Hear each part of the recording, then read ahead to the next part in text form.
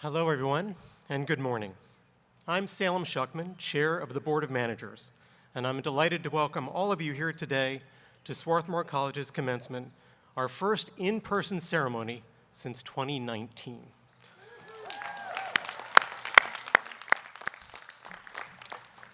Let's begin this ceremony together with a moment of silence.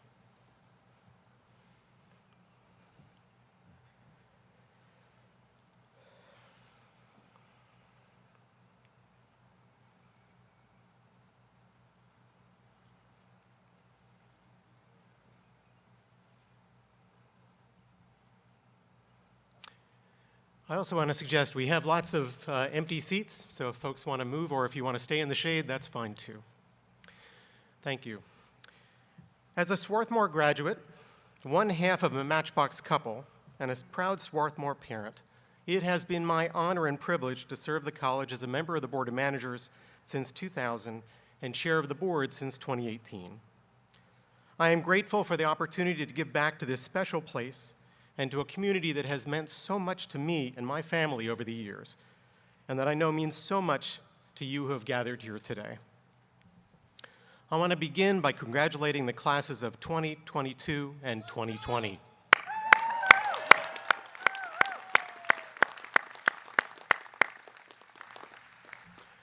We are here today to celebrate your hard work, dedication, and achievements.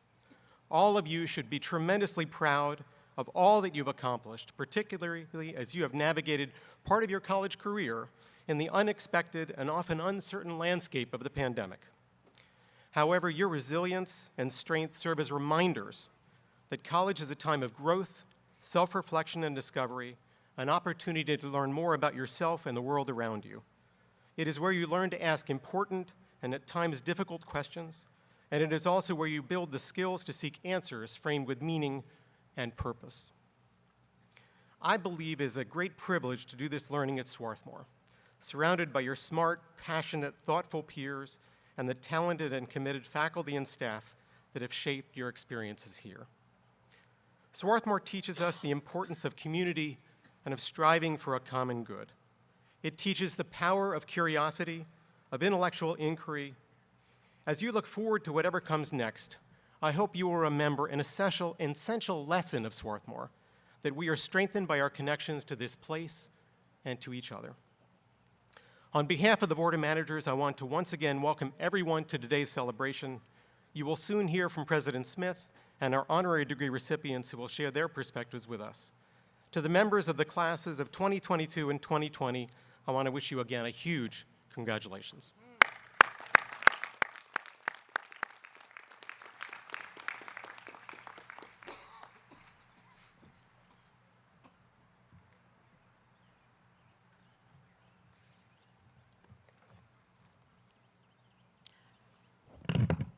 Good morning, everyone. Morning. I'm pleased to introduce Anatol Shukla, today's 2022 senior class speaker. Anatol is from Fort Wayne, Indiana, and graduates as an economics major with a special major in linguistics and Russian language. He initially discovered Swarthmore because he was curious about colonial American painting and learned that the influential painter Benjamin West was born in a farmhouse that is now our Welcome Center. Once here, Anatol became hooked on the vibrant sense of community. He was involved in many areas of the college, as a TA in the economics department, an intern in the Office of Sustainability, a barista in the Crumb Cafe, and a writer on The Review, the college's literary journal. He also served as an intern in Friends Historical Library and in his most cherished role as the editor-in-chief of The Phoenix, the student newspaper. Anatol's contributions to Swarthmore speak to the power of curiosity, discovery, and deep questioning.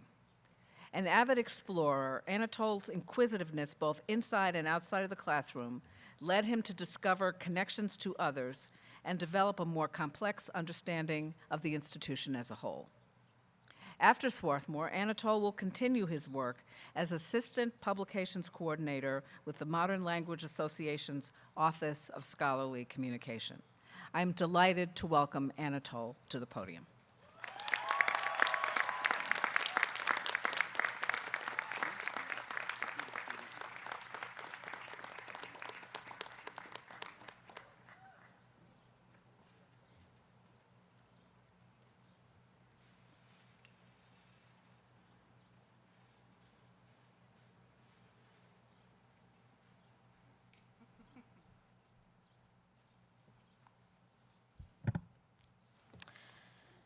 Good morning, everyone.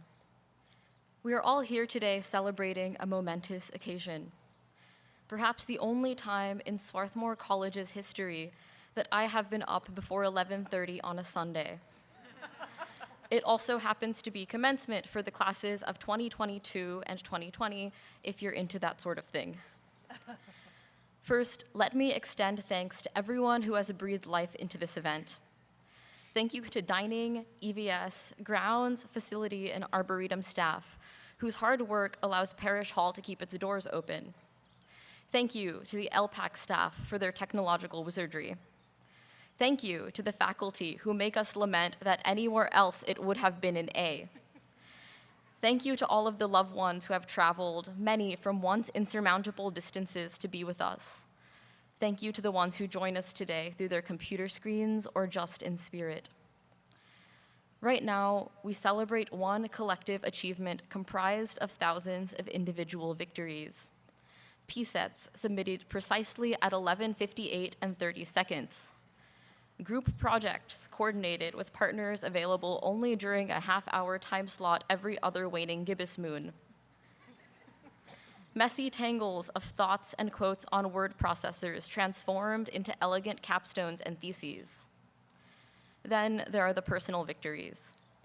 Falling asleep in the sauna that is Willets Hall in September after struggling to find a cool spot on your twin XL mattress for half an hour. Hiking down to the Crum Creek and getting 4 or 5 skips out of a particularly fortuitous rock. Walking across campus back to your dorm at 1 in the morning. Maybe you're coming back from McCabe, where you've been pretending to work for the entire evening. It's quiet out, a little breezy, but not cold. You stare at the 3 stars in Orion's belt that persist in glimmering through the light pollution. At this stage of adulthood, it's easy to have an intuition for a lot of things, but still not really know anything. Yet, you know for a fact that this is exactly where you're supposed to be.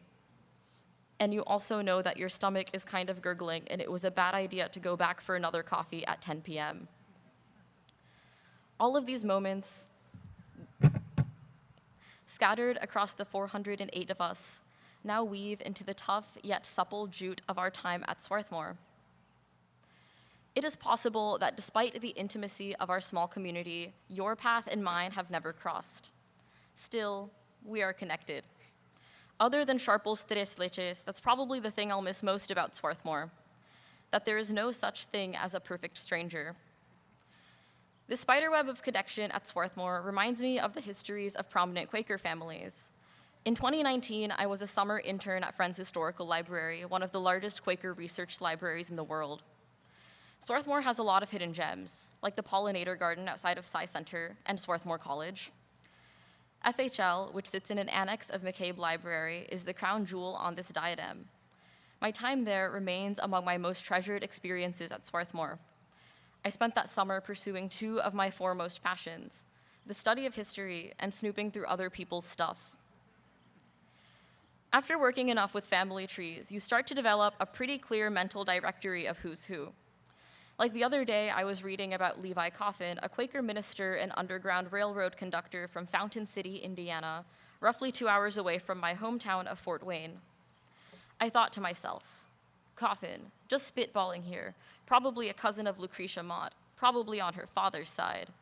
And that's exactly what it's like to attend Swarthmore. Only instead of blood relation, your hazy conceptions about others pertain more to their friendships and nuanced interpersonal beefs. I also got to know someone special while working at FHL, who I know won't be forgotten as long as I'm around. Her name is kind of a mouthful, Mary Ann Hun Karsner Kegler, and she's from Rose Valley.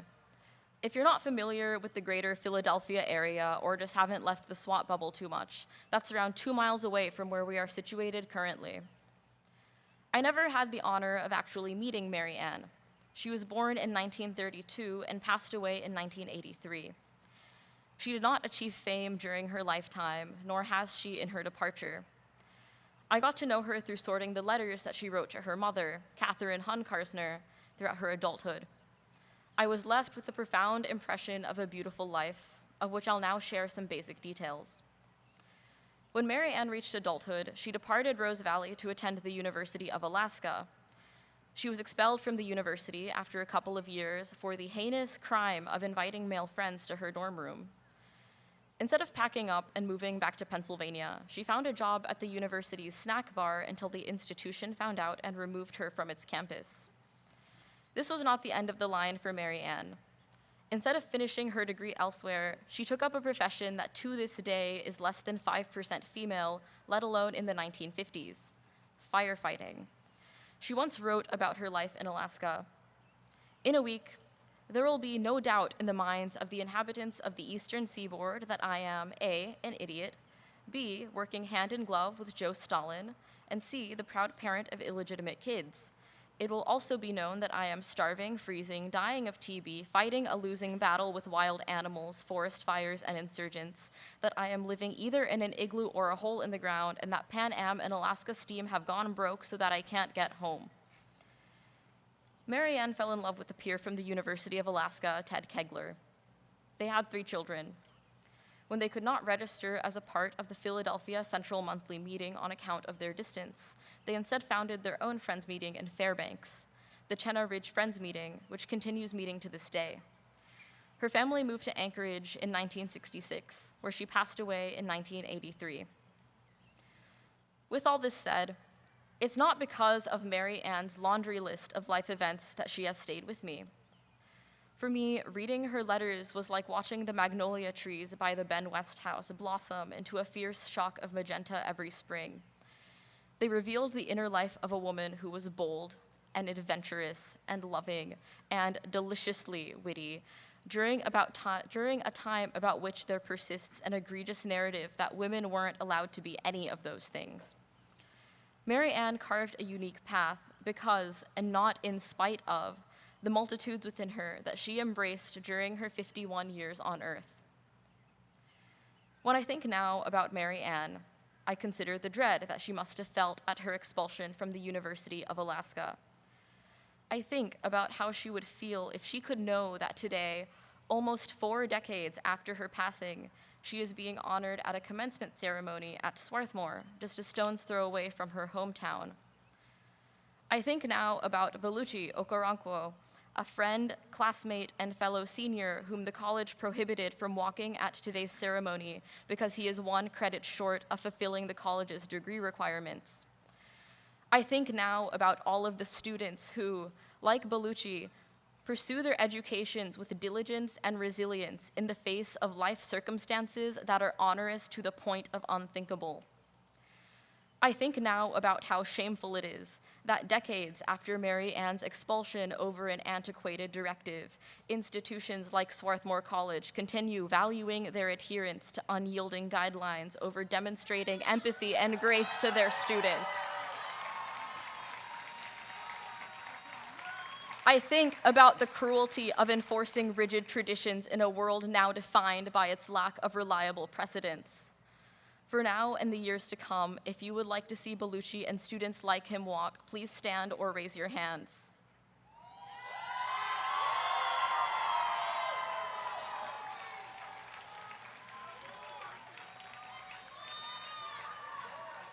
Let him walk.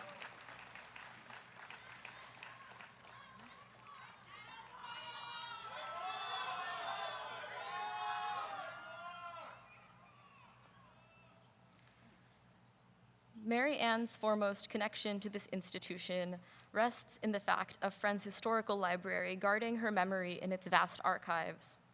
I invoke her name today for 2 reasons. The first is that she was a supernova red-hot badass. The second is that, to me, she embodies the trait I have always most admired about Swarthmore students at large. As my dear friend and senior class officer Guidon Kaminer once wrote in a Phoenix article about setting off the Willits Hall fire alarm our freshman spring, "We're go-getters here at Swarthmore. It's how we got here in the first place, and it's how we make it through. When we want good grades, we work for them. When we want summer internships, we pursue them. When we want to do laundry, but all of the washers are full, we take other people's wet clothes and put them on top of the machine. When we want to return lost one cards, we post in the campus Facebook group, even though the owner's name is clearly visible on the ID. And when we want change, we don't let our voices go unheard. We made it here, and that means we find a way to make it happen." With that said, I will be the first to acknowledge that while at Swarthmore, I have failed the hell out of so much stuff. I failed the one math class that I took here. I once went into a job interview, sure as day follows night that I would get the position, and left with my self-confidence so damaged that it took over a year and a lot of soul-searching to recover. I failed the notoriously easy economic senior comprehensive exam. Twice. I've always known that you miss 100% of the shots you don't take. I've since learned that you also miss 100% of the shots you do take when you don't remember macroeconomics. These failures were not roadblocks on some broader path toward success. Many of them were devastating and humiliating and just plain sucked. But I have made peace with my failures to the point of now immortalizing them. Because the most important thing I learned at Swarthmore was not how to succeed. It was how to fail. It was how to pick myself up after an absolutely gnarly, thank you.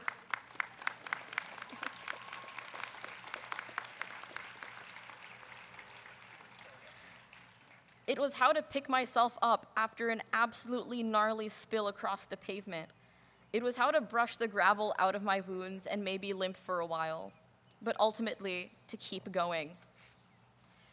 My successes are in addition to the challenges I could not surmount. I finished a course major and a special major in 6 semesters in the face of the big bad thing that I won't mention by name, but you definitely know what I'm talking about. I helmed a 140-year-old newspaper through turbulent waters and anchored it back in its home in the hands of hundreds of students.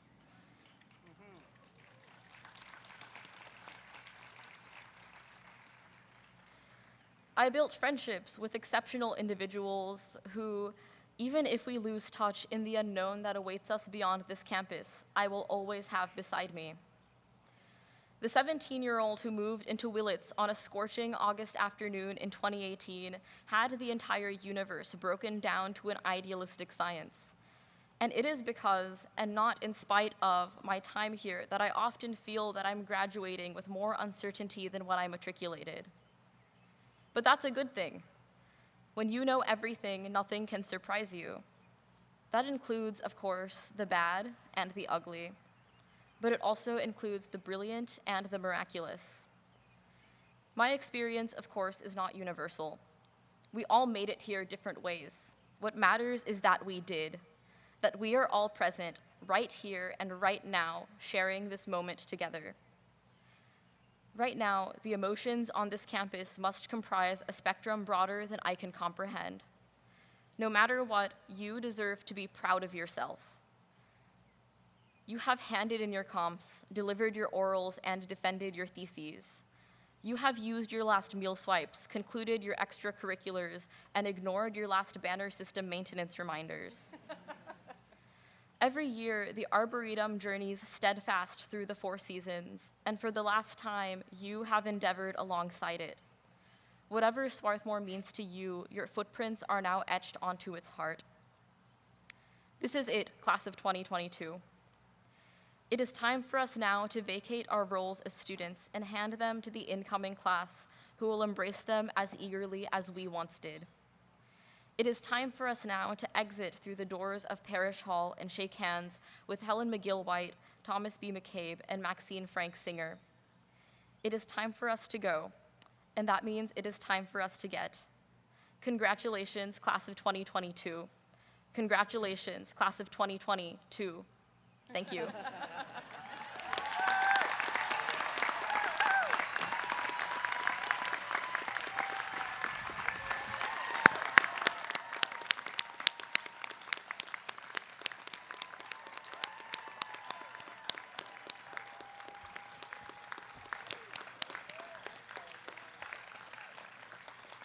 Thank you, Anatole.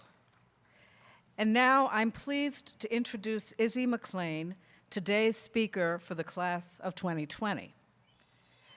Izzy is from London, England, and discovered Swarthmore through her older brother, also a Swarthmore alum.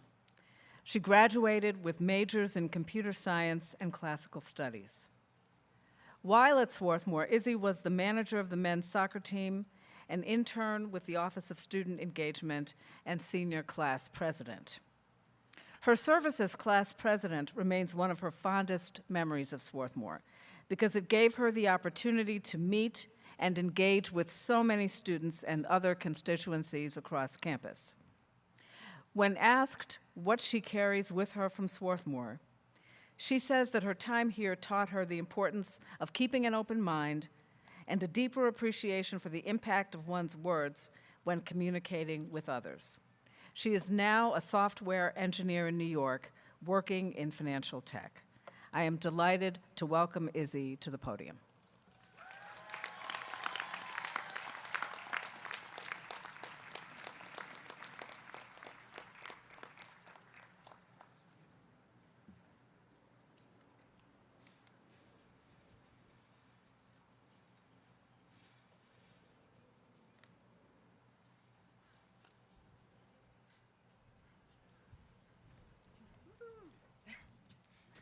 Hi, everyone. This is a bit of a strange situation. I guess the majority of you, class of 2022, don't know who I am. And on the other hand, the class of 2020 is probably far too acquainted with who I am due to my frantic emails trying to plan a graduation 2 years after the fact. Either way, I'll introduce myself again. I'm Izzy McLean, and I graduated from Swarthmore in 2020, and I've been living in New York City and working as a software engineer. Since we graduated, I've only been back to Swarthmore once before this. To be honest, I didn't think I'd be coming back again anytime soon, especially not to graduate. But standing before you now, I'm glad I'm here. It's nice that we're finally able to do this. As senior class president, I've been talking with so many members of our class to get input on this very ceremony, so I know firsthand how much this day means to everyone. I'm truly so happy, despite everything, that we were able to make this happen. As cringe as this is to admit, pretty much all throughout my time at Swarthmore, I thought about being our graduation speaker. I dreamt of all the crazy stories I would tell and came up with inspirational sound bites that I imagined would send my class off into the world even more prepared than they already were. But then, as you all know so well, our senior year got cut short.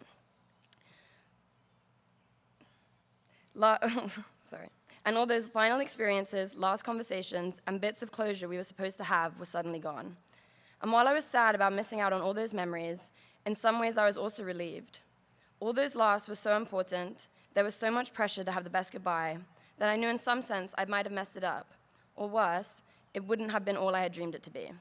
But then again, I'd take a botched goodbye or awkward last interaction any day over graduating at home in England, an ocean away from all my friends, into a world that was effectively falling apart. Most senior class speeches are not recited in these circumstances. Typically, they address one group of people who are all at the same stage in life, all just finished with college and are about to embark into the real world. Today, 2 years out, I have no idea what half my class is up to. I haven't seen many of you since spring 2020 when we were told our senior year was moving online. And I am sure all of our lives look so different now. Some people are going to grad school, some have worked in the same job since graduation, some have switched jobs 3 times and are planning on switching again. With all this in mind, I wasn't really sure how to go about this speech. I guess I could talk about our crazy SWAT stories, but I feel so far removed from those memories. And I definitely don't feel like I can advise people. Something I've learned from my 2 years out in the real world is that I truly have no idea what I'm doing in my life. And I know for sure that you cannot ever be truly prepared for what the world will throw at you. So I settled on talking about 5 things that I have learned. in the hope that they might resonate with some of my classmates and maybe even help members of the class of 2022 as they step out into the world. Firstly, doing my laundry is an achievement. In college, our lives were structured, and we knew when we had completed an assignment or finished a reading, and in doing so, we felt a sense of accomplishment. Out in the real world, there are far less of these, aha, I am done moments, so really make sure to celebrate any small thing you get done in a day. Secondly, I should schedule some me time every day doing something I want to do simply because I want to do it. I cannot oversell this one. Going into a 9-to-5 job, many of my waking hours are spent doing things that I can't control. But what I can control is working into my day, either before, during, or after work, an hour, or however long I can spare, for doing something that I want to do. Sometimes I go on a walk, and others I mindlessly scroll TikTok. It's whatever I want to make of it. Thirdly, although the world is falling apart, I do need to try and have fun. When we graduated, it was amidst the deep unknown. We were in the height of the pandemic, and we didn't know how long it would last, or how it might impact our lives moving forward. We didn't know how many people we would lose, or when there would be a vaccine. And 2 years later, the pandemic is still as real as ever. These tragic circumstances make it even more critical for us to find joy and levity whenever and wherever we can. It's important to laugh with friends, to celebrate the happiness of your loved ones, and to keep people close. Fourthly, do not compare myself to others. I think everyone in my class can relate to this, where we have seen someone doing something impressive and thought, oh, I should definitely be training for a marathon. But that's simply not the case. I have to remind myself that I have to celebrate where I am right now and understand that I'm doing my best, and that is more than enough.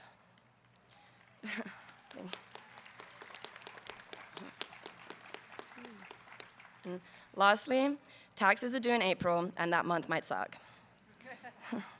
So, the first time I visited SWAT was in 2014. I came to visit my brother, who was a student here at the time. My first thought was, wow, this place is small, and I will never go to college here. Honestly, back then I didn't think college was really for me. I remember reflecting in my senior spring how much my opinion had changed over my 4 years here. Although Swarthmore was never a walk in the park, it helped me grow into the person I was in 2020, and for that I was really grateful. And now, 2 years later, when I am asked what it was like to go to such a small school and whether I enjoyed it, I can safely say that I'm even more appreciative of the friends and the community I made here. They helped me survive a senior spring cut short, a pandemic, and all of the growing pains of navigating a world in chaos. And listen, if you can survive a spring semester at Swarthmore, you might just be able to handle anything.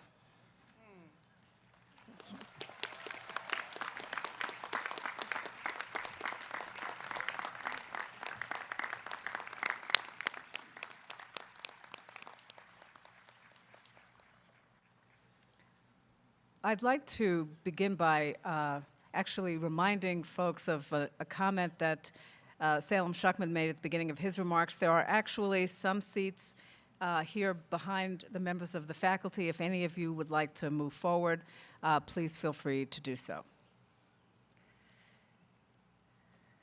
Okay, so I'd like to begin by thanking all who have helped the members of the class of 2022 and 2020 along their dizzying and dazzling journey.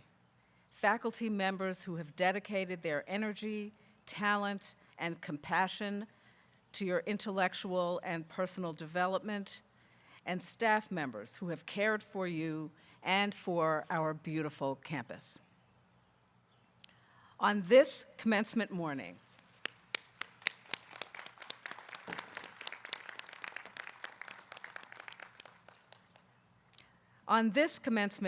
we extend our deepest appreciation to our dining staff, who work tirelessly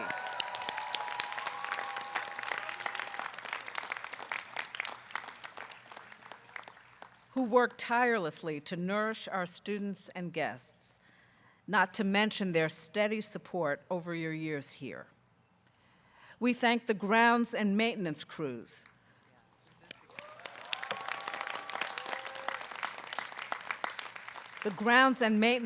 who set up more than 4,500 chairs, as well as countless other setups and breakdowns over the course of this weekend. We appreciate the staff in environmental services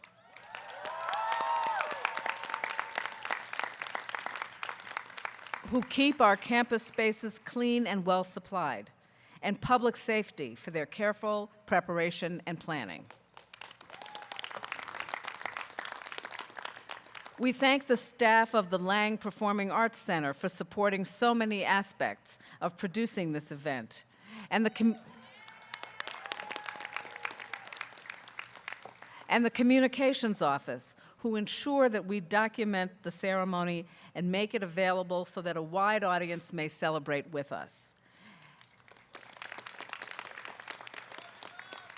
And finally, thank you to the staff members who are volunteering as ushers and assisting our guests.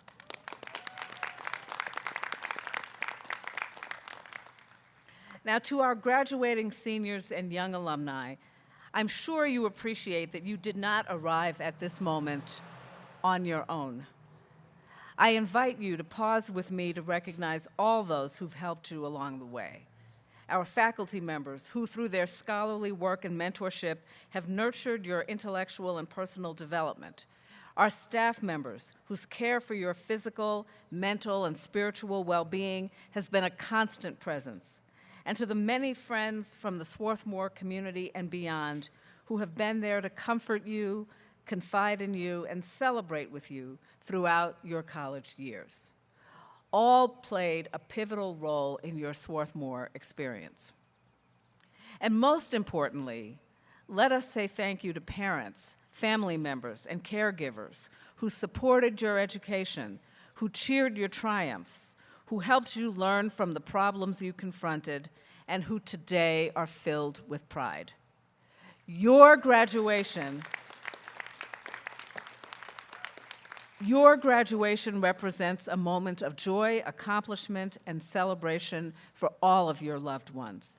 Members of the classes of 2022 and 2020, please rise as you are able, turn, and thank your loved ones.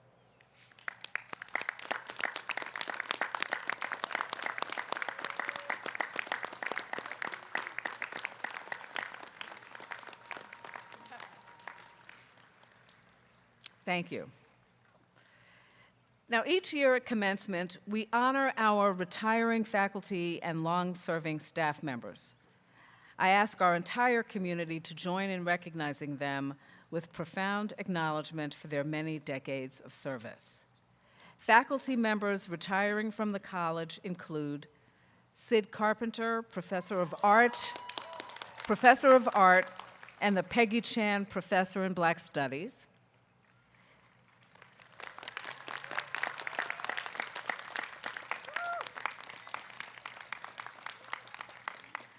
Eric A. Cheever, Class of '82, the Edward Hicks McGill Professor of Engineering.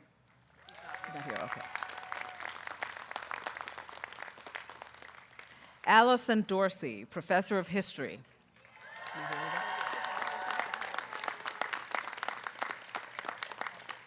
Amy Graves, the Walter Kemp Professor in the Natural Sciences and Professor of Physics. Is Amy down there? There she is, over there, okay. James Heller, head golf coach. Alan Kaharski, Professor of Theater.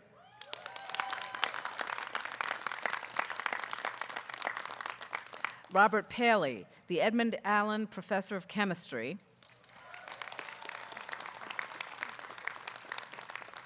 Rick Vallely, Class of 1975, the Claude C. Smith, Class of 14, Professor of Political Science. And Amy Chang Vollmer, the Isaac H. Clothier Jr. Professor of Biology.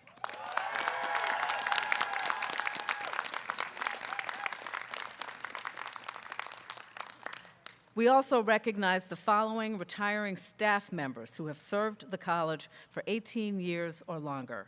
Kathy Agostinelli, Public Safety. Paula Dale, Campus and Community Store. Gwendolyn Canapel, Biology Department. Ruth Ann Kraus, Educational Studies Department. Frank Malewski, Information Technology Services. Michael Patterson, Information Technology Services. Jay Prettyman, Facilities. David Ramirez, Counseling and Psychological Services. And Peggy Ann Seiden, College Libraries. Please join me in thanking and commemorating these long-serving members of our community who, by their wisdom, service, and allegiance, have played an important role in shaping Swarthmore's excellence and your experience here.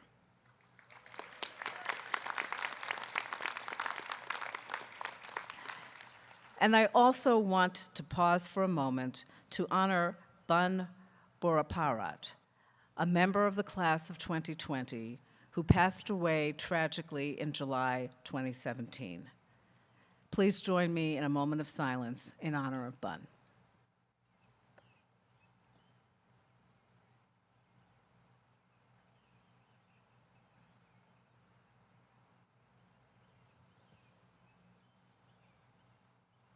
Thank you.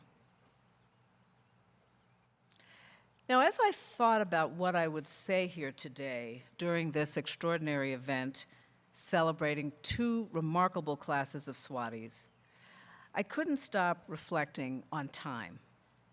Think about it. How often since March 2020 have you lost track of time? And by losing track of time, I don't mean how frequently have you forgotten what day of the week it is or what month it is. I, for one, can't blame that on the pandemic. But I mean, how many times have you forgotten how long ago something happened or when it happened during the past 2 years? Was the class of 2022 really in their first year the last time we held an official in-person commencement ceremony? Was it 2 years ago that we gathered around a screen to celebrate the class of 2020? A few weeks ago, I mentioned to a recently retired colleague that this year we would be celebrating commencement for the classes of 2020 and 2022. My colleague replied, "I think you mean 2021 and 22. I said, "No, 2020 and 22. You remember the 2021 ceremony, you were there."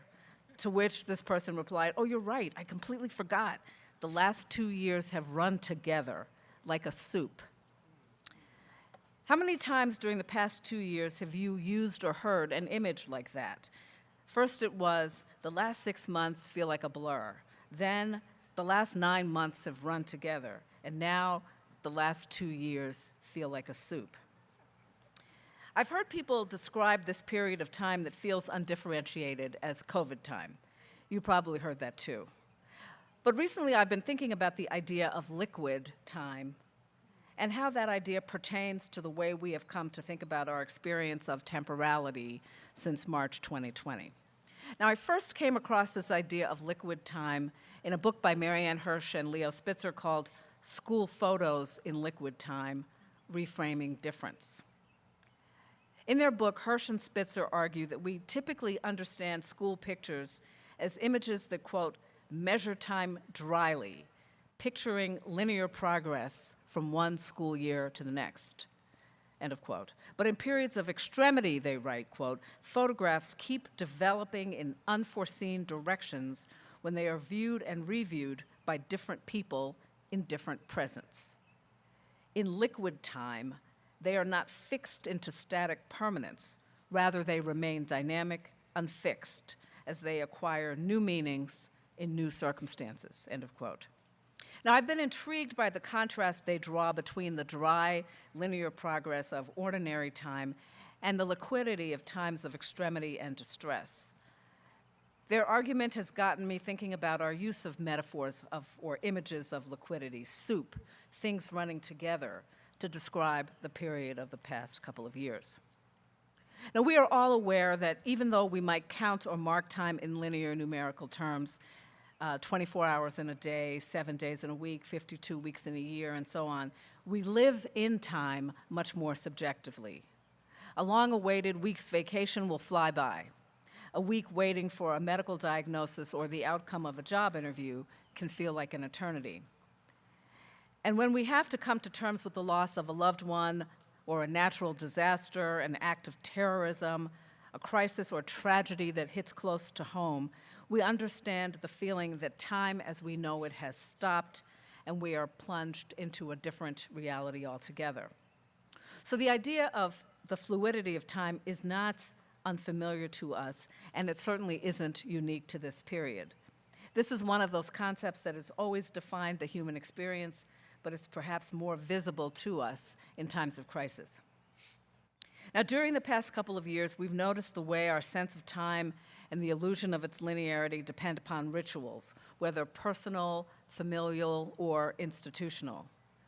When those are suddenly snatched away from us, they upend our sense of temporality and plunge us into liquid time. Likewise, our sense of community is upended when the rituals that organize our lives are suddenly ripped away. Prior to March 2020, when we talked about community in our own lives, we generally took for granted the rituals and practices that created and secured it. And then the rituals and practices that connected us to friends, family, colleagues, acquaintances, neighbors, even strangers, were in almost an instant gone, taken from us. During the early months of the pandemic, when we knew very little about COVID and many of us were still wiping down our groceries, some of us had pods of people with whom we interacted, albeit cautiously, fearful of the disease we might contract if someone dropped their guard or violated our carefully developed protocols. But for much of that time, gone were opportunities for shared meals, birthdays, celebrations, live performances, spontaneous interactions, religious services, commencements. And gone were the opportunities to visit those in declining health and to gather in purpose to mourn those we lost. This period of extraordinary disruption heightened our awareness of the fragility of life, the ways we mark time, and the many ways we make and sustain community. Everyday practices became lost rituals and took on heightened significance. How do we connect when we are fearful of each other's presence, physically distanced when we are together, masked, unable to embrace or break bread, afraid of sights and practices of interaction? The absence of so much upon which we had depended required us to discover or rediscover new rituals to quench our thirst for connection, new practices for marking time. Those with internet access could count on regular group calls with family and friends, on Zoomtail parties, virtual games and book clubs, online memorial services. But our gratitude for access to these rituals was tempered by the awareness of neighbors who lacked shelter and the benefit of internet access, who suffered food insecurity, who did not have a room of their own or a space to which they could escape. The extremity of the pandemic underscored how differently we are situated, even when we are proximate to one another. I appreciate that the idea of community is fraught. It can be used to impose a false homogeneity of identities, norms, and values. Moreover, we understand the idea of community in many ways. It can refer to this campus, or to the neighborhood in which we live, or the place where we grew up, identities or positionalities where we locate ourselves, our networks of professional colleagues, our closest friends, our extended families. As we strive to build communities where our differences can flourish, we must continually ask ourselves how we locate and preserve what we treasure while seeking common purpose that leads to a more just future. I know that this period has been extremely difficult for so many people in many different ways. As we celebrate the classes of 2020 and 2022 today, I want to commend you for making it through this time. You faced the fragility of the familiar, of our system of government, of our infrastructure, and of human existence all too soon. And yet you drew on your resilience, critical sensibility, compassion, and good humor to make new rituals for marking time and for building community. Some of you have shared with me that you learned to play a new game or sport, you explored volunteer opportunities, you grew closer to family and friends, you read more. Some of you invented new ways to navigate the limits placed on you by the pandemic. Take, for example, the winners of this year's SWAT Tank Innovation Competition. For those of you who are not familiar with it, SWAT Tank is a competition held by Swarthmore's Center for Innovation and Leadership that provides students with the opportunity to develop an idea or product from conception to reality. Frustrated by the absence of a team environment and a regular training regimen during a year when varsity sports were suspended, the student winners developed an app called Forge. It's a fitness app that connects users into teams, tracks their goals and performance, and helps them motivate one another. Now, we all hope that the uncertain conditions under which we live will stabilize before long. We look forward to the day when the pandemic is behind us. We look forward to the day when we will no longer live in fear of gun violence, injustice, and hate. And we look forward to a day that our democratic institutions will flourish again, and we need not fear that they will be undermined. But we also recognize that the volatility of this moment will likely be with us for the foreseeable future. However long it takes for us to get to that day, I wish for all of you a life in which you will be able to use the skills, knowledge, and capacities you developed here, your creativity, compassion, intellectual curiosity, and ethical values, to develop and enhance new principled ways of building communities and marking time. May you find a renewed sense of joy in the company of others. In the midst of the rancor and mean-spiritedness that characterize so much public discourse, and despite the many threats we face at home and abroad, the power of community will enable us to extend more grace to one another and to ourselves. So for now, embrace this moment. However you experience time, this period of your lives is fleeting. A quotation often attributed to Dr. Seuss puts it well. How did it get so late so soon? It's night before it's afternoon. December before it's June. My goodness, how the time has flown. How did it get so late so soon? My warmest congratulations to you and your families. We are proud to have you as members of the Swarthmore community, now and forever.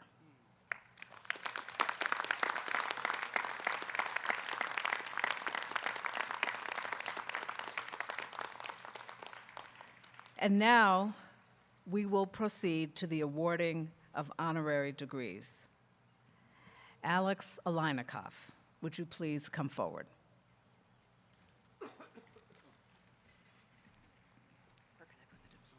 Right there, it's perfect, yes. Thank you.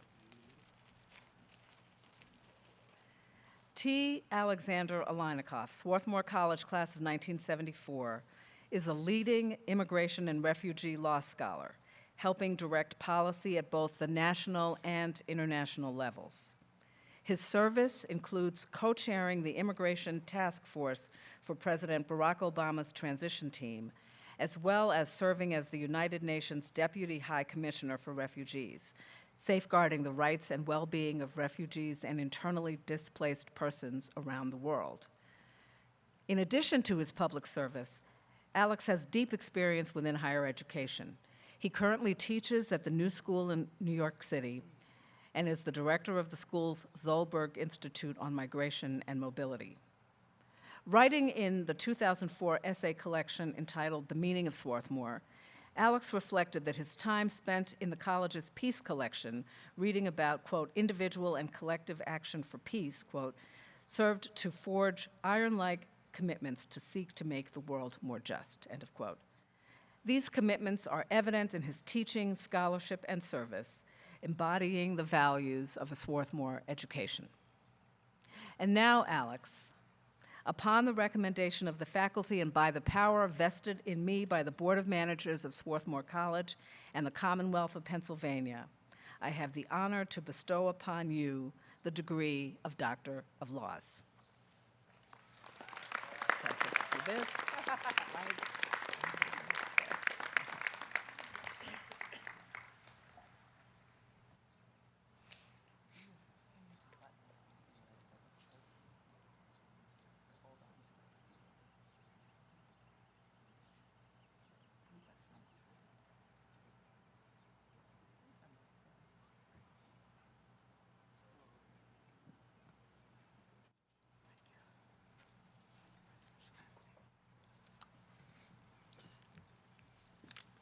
Before starting my prepared remarks, I want to say, President Smith, that your comment on liquid time has made me think about the 80 million displaced people in the world, displaced from their homes because of conflict and violence. I was able to travel to many parts of the world when I worked with the United Nations High Commissioner for Refugees, to Ethiopia, Somalia, Uganda, Afghanistan, many other places. And what refugees live in is liquid time. They're unable to go home. They're not settled really in the countries they're in, and they're unable to move elsewhere and start their lives again. And as so much attention now is paid to the 6 million Ukrainians who have fled their country, I just hope that continued attention is applied to the tens of millions of people who have fled, who are not white, who are not European, and who are not Christian.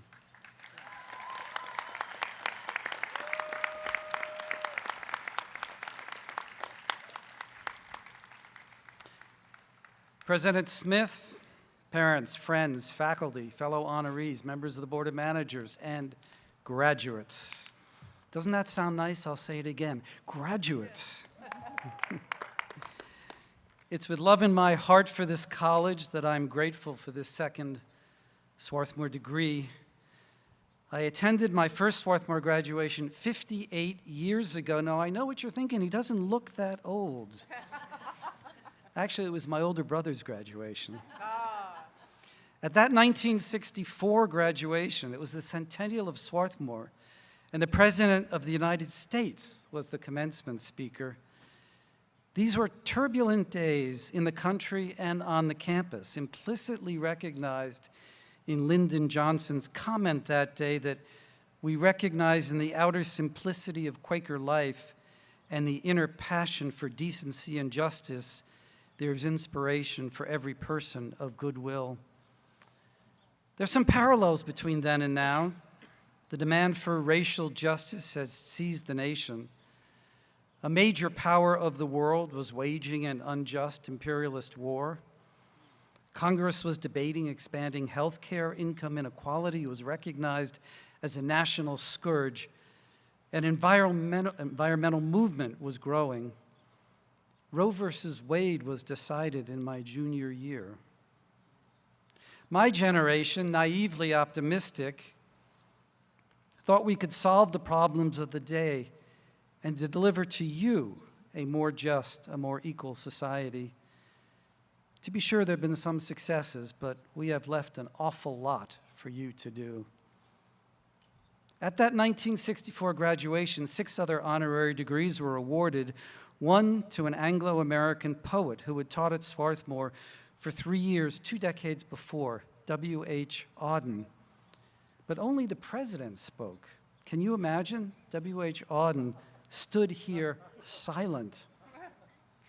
Let's let his words speak now. In his great poem, September 1st, 1939, Auden wrote of a time when the world stood on a precipice, a world he believed to be defenseless under the night. But it was also a world, wrote Auden, dotted everywhere with points of light that flash out wherever the just exchange their messages. And Auden concluded with a personal hope. May I, beleaguered by negation and despair, show an affirming flame. The world needs those affirming flames today, and I see them here in the class of 2022 and 2020. These are affirming flames kindled in this place through critical engagement with texts and late-night conversations, quiet walks in the Crumb, creativity and performance in Lang, all enriched by the diversity and solidarity of this community.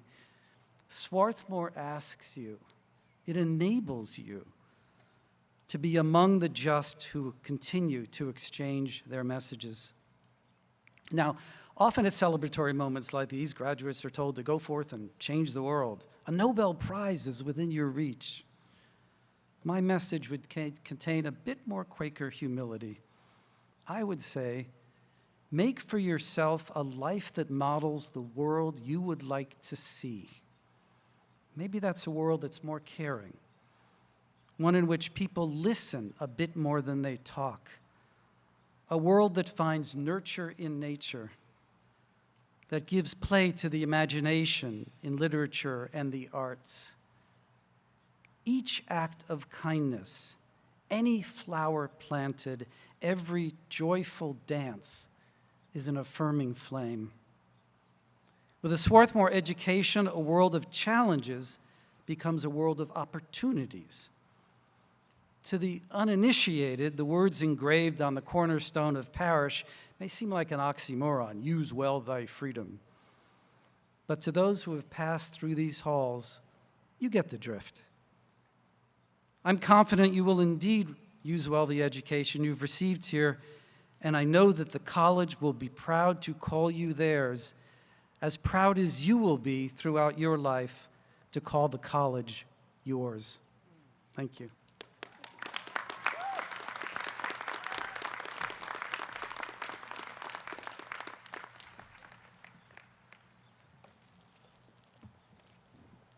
Marshall Curry, would you please come forward?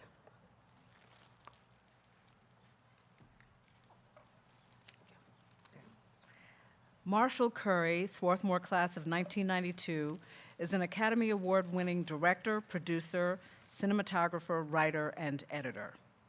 He received an Oscar in 2020, winning in the category for Best Live Action Short for The Neighbor's Window.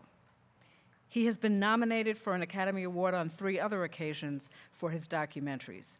In 2019 for A Night at the Garden, a film exploring the power of demagoguery and anti-Semitism in the United States. In 2012 for If a Tree Falls, a story of the Earth Liberation Front. And in 2006 for Street Fight, chronicling the mayoral campaign of future U.S. Senator Cory Booker. Street Fight and 2 of Marshall's other films have been featured in the American Documentary Showcase, a program sponsored by the U.S. State Department to share the art and practice of documentary filmmaking with the international community.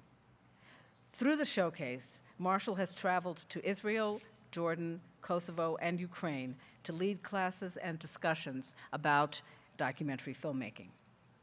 The breadth of stories that Marshall tells in his filmmaking showcases his talent and his curiosity about people and the world. And now, Marshall Curry. Upon the recommendation of the faculty and by the power vested in me by the Board of Managers of Swarthmore College and the Commonwealth of Pennsylvania, I have the honor to bestow upon you the degree of Doctor of Arts.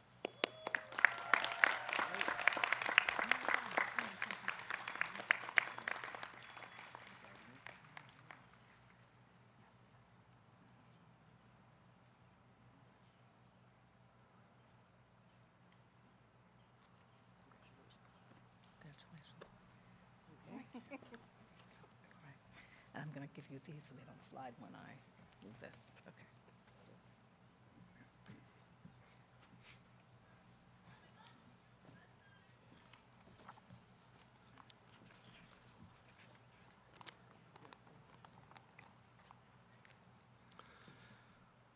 Thank you for inviting me to celebrate with you today. I went to Swarthmore years ago, and I majored in comparative religion. I think I came here really wanting to find answers to some of life's big questions. You know, why do we believe the things that we believe? Why do we do the things we do? And at graduation, though, I remember a friend of mine saying to me, you know, I'm still confused, but just at a higher level. And in the years since then, I still haven't found a lot of black and white answers to life's big questions. But one of the things I like about making movies is that it forces me to keep engaging, forces me to pay attention to the world around me. I'm naturally an introvert, and like a lot of folks, I probably spend too much time looking at my phone and interacting with people who are just like me. But my mom was the opposite. She was an amazing storyteller, grown up on a farm, and always had something new to tell you about. A funny experience at the grocery store, or some interesting person that she'd sat next to on a plane, or some sad thing she'd overheard at the coffee shop. And when I was young, I was always a little jealous that so many colorful things happened to her. But when I got older, I began to realize it wasn't that more things happened to her, it was just that she noticed the things that most of us overlook. There's an old story I like about a man and a woman who are walking down a busy street in New York City, and there are horns honking and trucks roaring, and the woman says to the man, "Hey, you hear that cricket?" And the man stops and he strains his ear, and sure enough, there's this slight chirping of a cricket.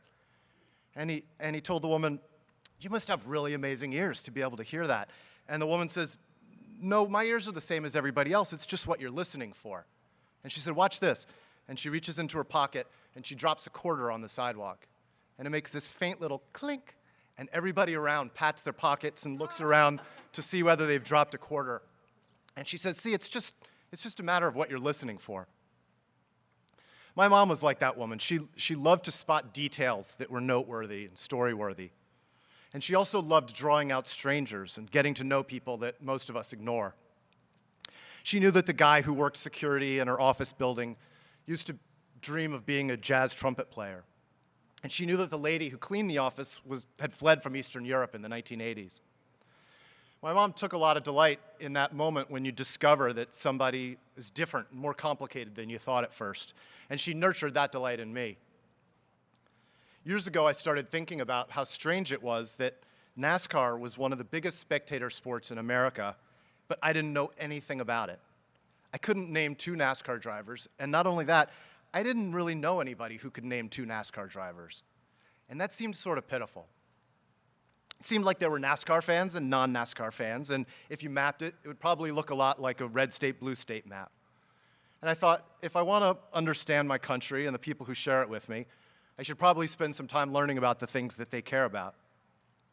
So I shot a documentary called Racing Dreams. It's about 2 boys and a girl who want to become NASCAR drivers when they grow up. And they are 11 and 12 years old. They race these go-karts that go 70 miles an hour in what's basically the Little League for NASCAR. And early in the film, the mother of the little girl, who's this racing prodigy, the mother says to me, "You know, some people don't understand racing. They just think it's cars going around in circles. But we don't understand, like, baseball.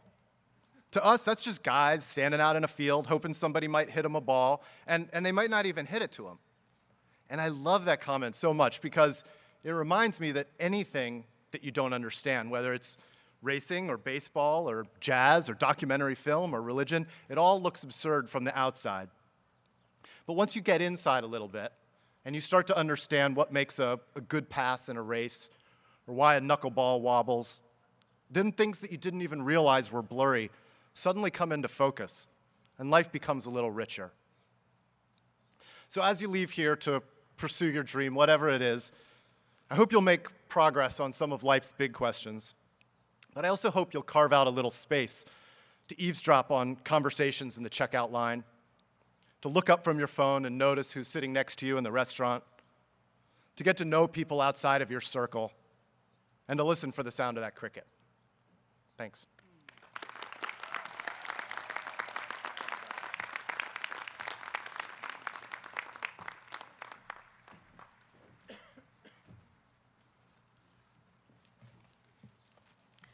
Josh Green, would you please come forward?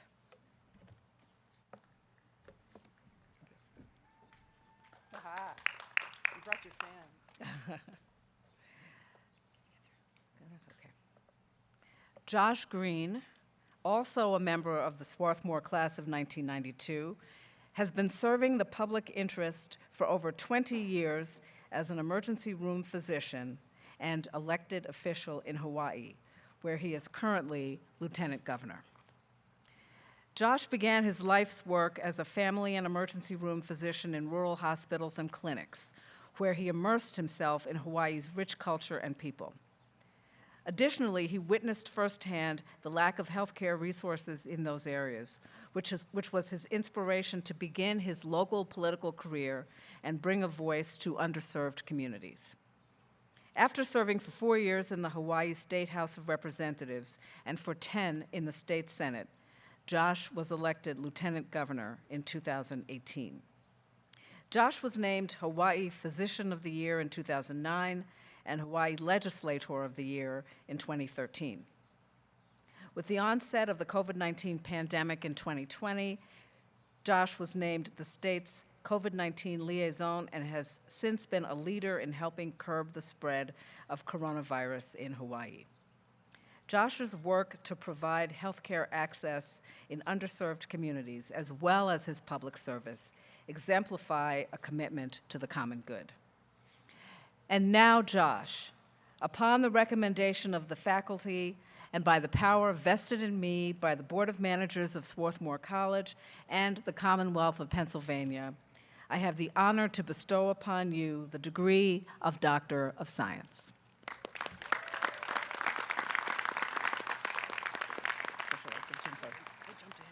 Okay. There you go. Okay. No, no, no. Face down. You're all set. Do you have a button that you can hook this on? I don't. So you don't choke. No. I got you. Loop a thumb through the, yeah. Because otherwise it's going to get. Okay. Thank you.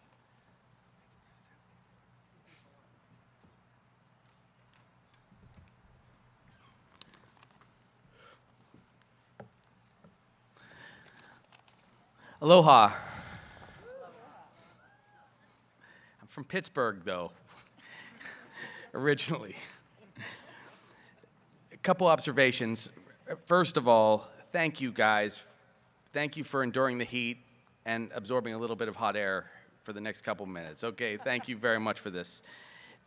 Another observation, before I just give brief comments. You look so diverse, more diverse than we were 30 years ago, when Marshall and I were here. It looks like Hawaii, and I'm so proud of you and President Fow. Congratulations.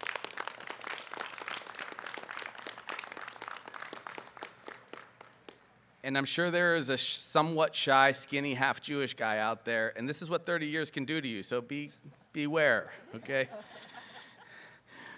So thank you for being here. Thank you for sharing part of your incredible day, your graduation day with us.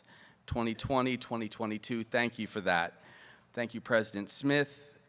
Thank you, Professor Amy Vollmer. You were wonderful.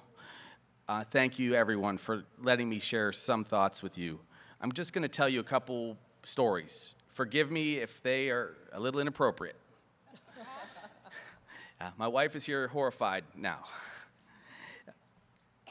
I never imagined I would get this recognition. I really didn't, from our alma mater. It was 30 years ago, like I said today, that I got to graduate just like you are today. It's a small miracle I graduated at all.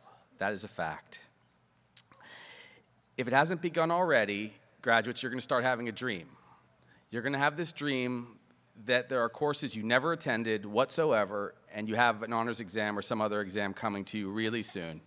I promise you that dream will come, and I've already begun in deep REM sleep to have a dream that I am getting an honorary degree, and I didn't deserve it, and I have no idea what I'm going to tell you. So I could tell you, you are going to have these experiences coming soon. But I'm completely confident that you are going to do extraordinary things. This, of course, contributes a new anxiety to me, because I will tell you, I speak in front of an entire state all the time, and it is much more nerve-wracking to speak in front of brilliant people like you, the class of 2020 and 2022 here today. It meant the world to me to come to Swarthmore. It didn't come easy. I wondered if I was capable of the intellectual rigor that was there. I'm here with one of my dearest friends, my roommate, who was far smarter than me. It is amazing to be able to see some of these people years later, Professor Vollmer, Professor Jenkins, mentors that really made the difference in my life. But I didn't know what I was going to do. I really didn't know. I certainly did not think as I was graduating I was going to become a physician and lieutenant governor in the state of Hawaii, where I had never visited in my life before going there. I didn't have these plans, and I'm going to speak a little bit about what I call the Swarthmore effect, which I think is going to affect you guys too.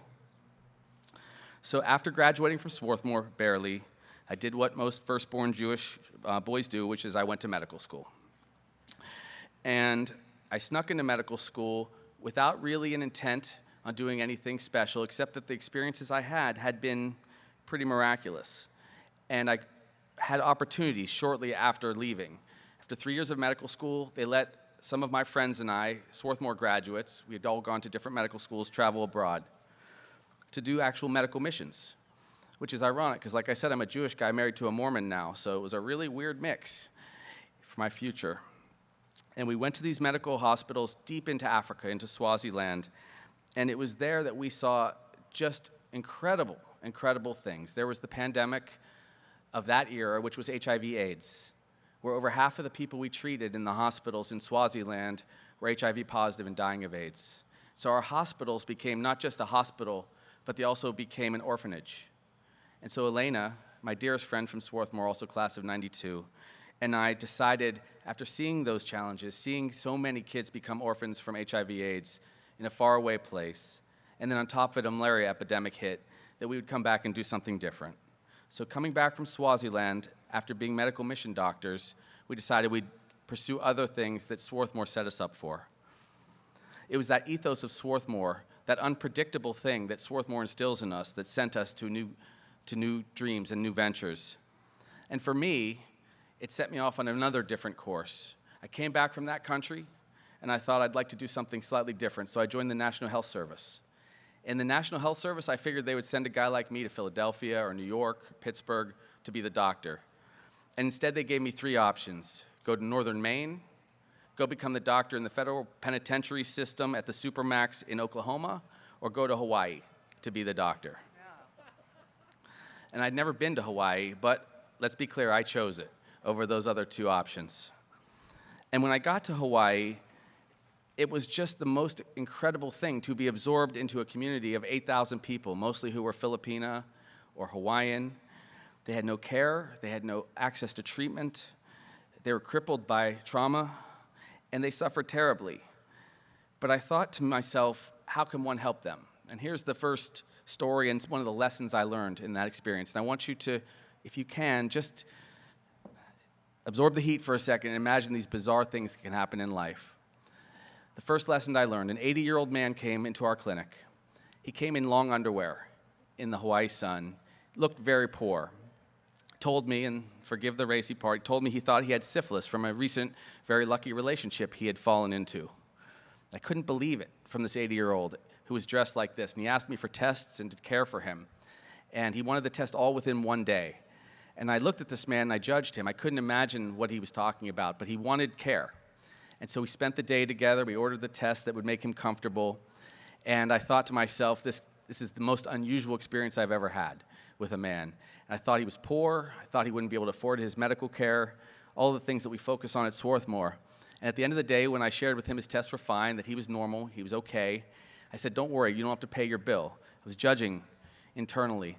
And he reached into his long underwear and he pulled out a wad of $100 bills and insisted on giving $8,000 to our free clinic.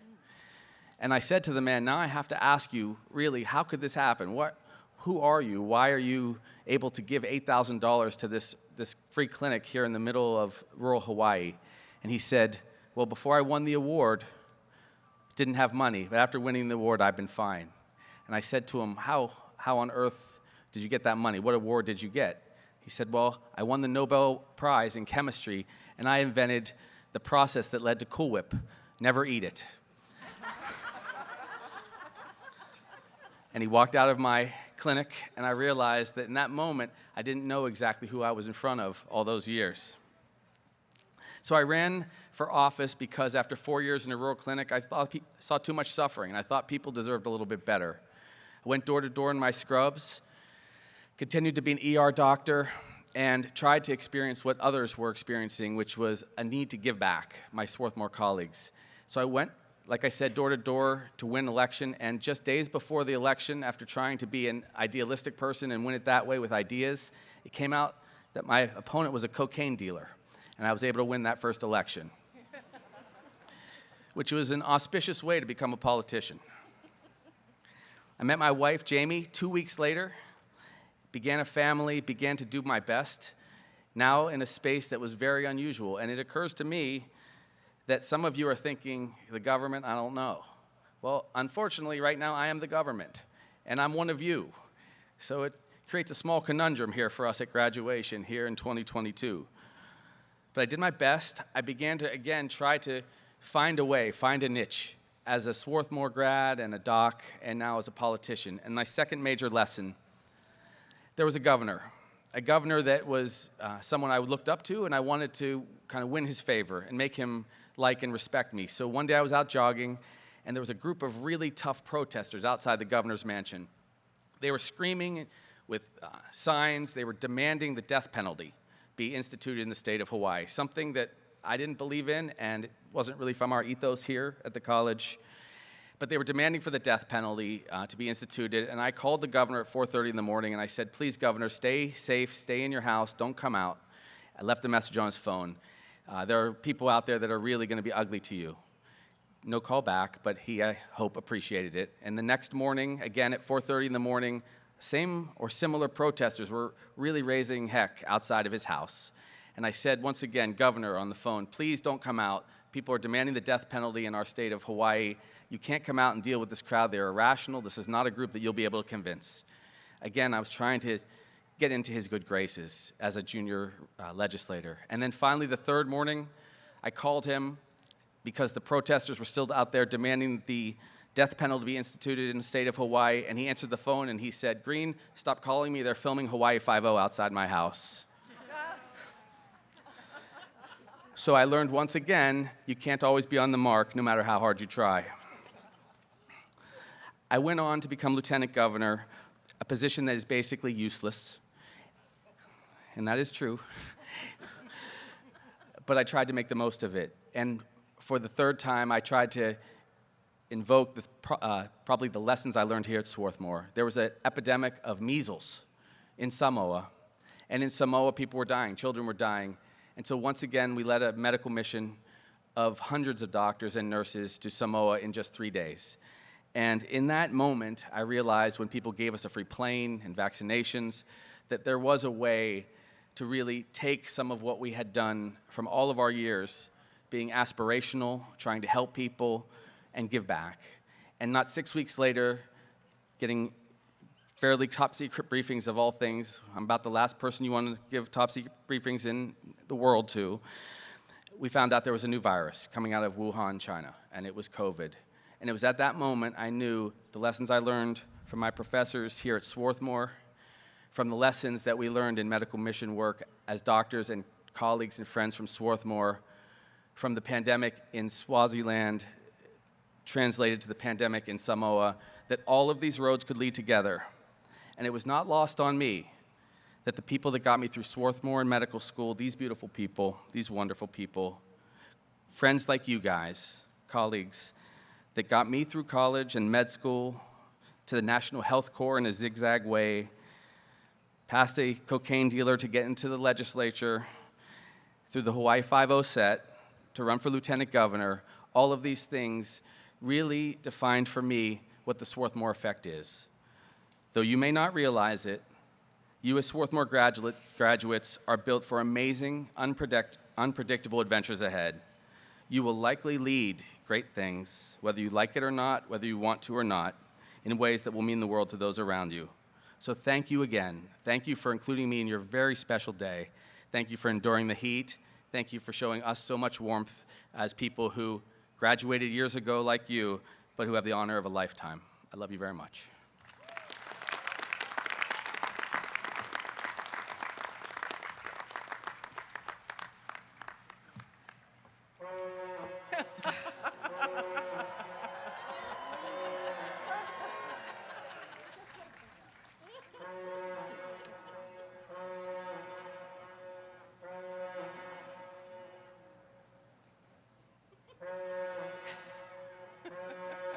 You know to wait it out.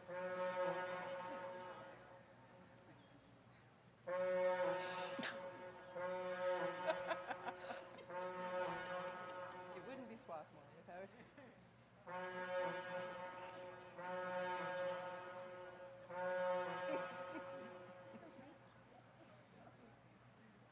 Okay. All right. Virginia Johnson, would you please come forward?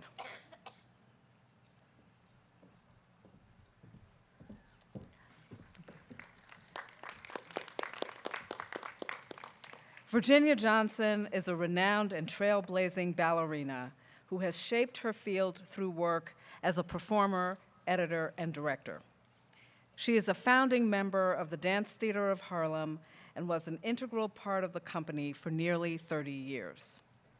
During her performing career at the Dance Theater of Harlem, she appeared as a principal dancer in dozens of roles, including Concerto Barocco, Allegro Brillante, Agon, Swan Lake, and Giselle. She is perhaps best known for her performance in the broadcast version of Creole Giselle, which first aired in 1987.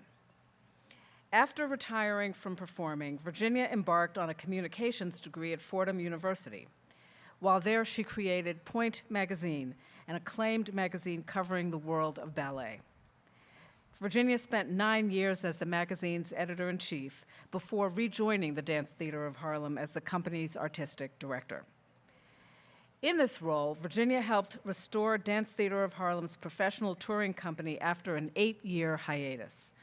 She continues the challenging work of balancing the rich history of the Dance Theater of Harlem with building a new and vibrant future for the company and the art form of ballet, while simultaneously guiding the company through the pandemic.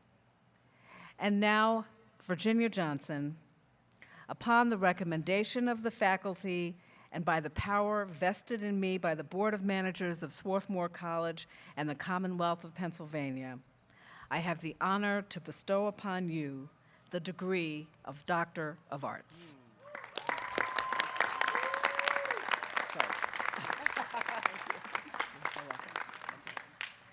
Do you have a button? I do. I can hook this on so it doesn't choke you. Oh,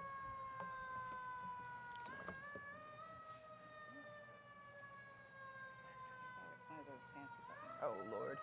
That one there. Let me just undo it real quick. Fabulous. Thank you.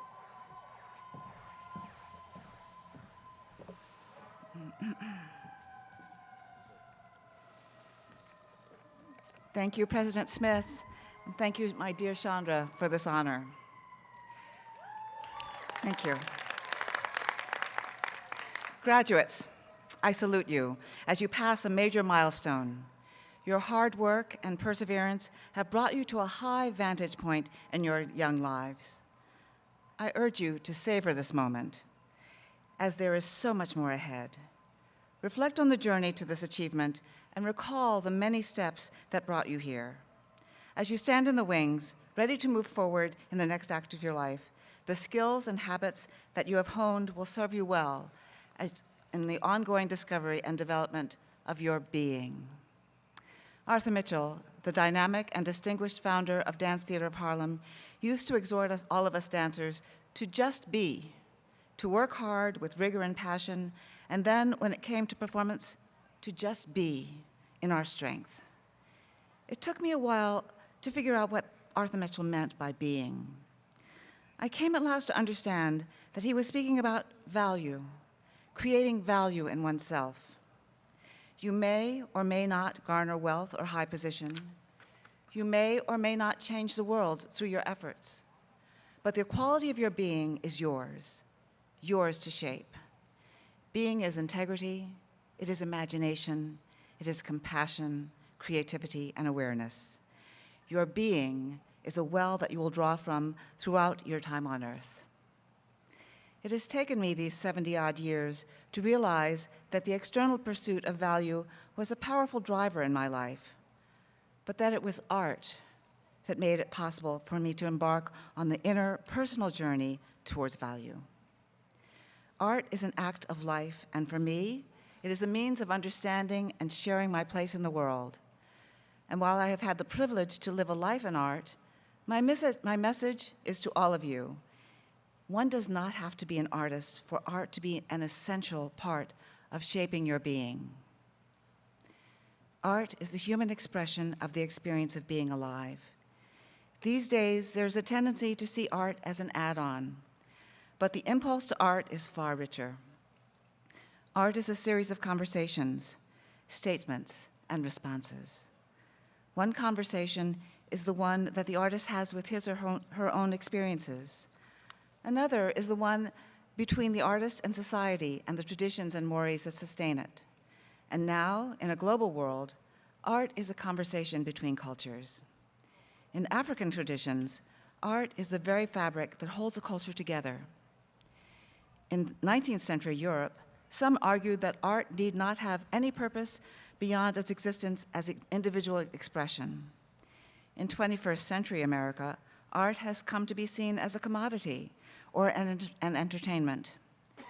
But more than decoration or distraction, art is a tool of our humanity, one that is desperately needed as we traverse the roiled waters of the present moment. Now that you are graduates, the habit of setting goals and monitoring progress towards their completion is even more essential. I have no doubt that you are here today because of the goals you set weeks, months, years ago in the past. Keep the practice going, and while you're at it, remember to include an experience of art from time to time. When we pursue a path, we make choices. It is a necessity. There are doors we do not open because we know where we want to go. At this precious moment in your lives, I encourage you to open an unexpected door from time to time and invest in a discovery of art. We are creatures of habit, but the world is rich with possibility. Venture forth. Thank you.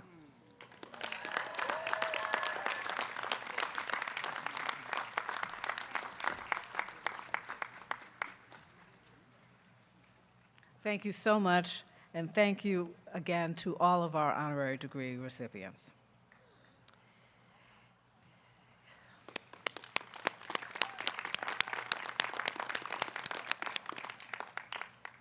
Each year, the faculty honors several students with special awards. The Oak and Ivy Award is given by the faculty to students in the graduating class who are outstanding in scholarship, contributions to the community, and leadership. This year, I have the honor to present the Oak and Ivy Award to Abigail Irene Boutalid Bautista, Chantal Elizabeth Reyes, and Murtaza E. Ukani. Abigail, Chantal, and Murtaza, would the three of you please come forward?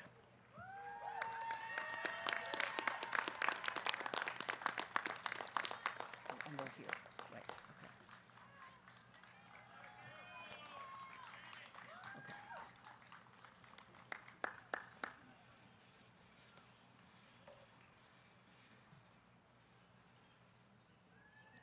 Congratulations. Come over this way? Yeah.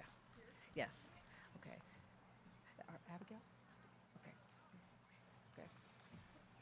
And here we go. Okay. All right.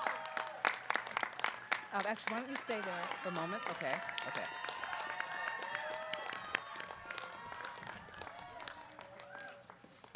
Chantal, you're so welcome. There you go. And Murtaza, come around this way. Okay. There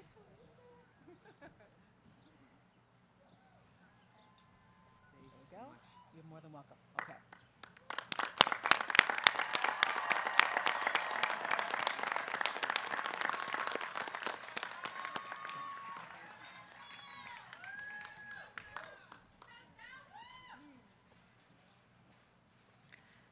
The Lang Award was established by Eugene M. Lang, class of 1938, honorary degree recipient, class of 81. It is given by the faculty to a graduating senior in recognition of outstanding academic accomplishment. This year, I have the honor of presenting the Lang Award to Sarah Naomi Weinschel. Sarah, would you please come forward?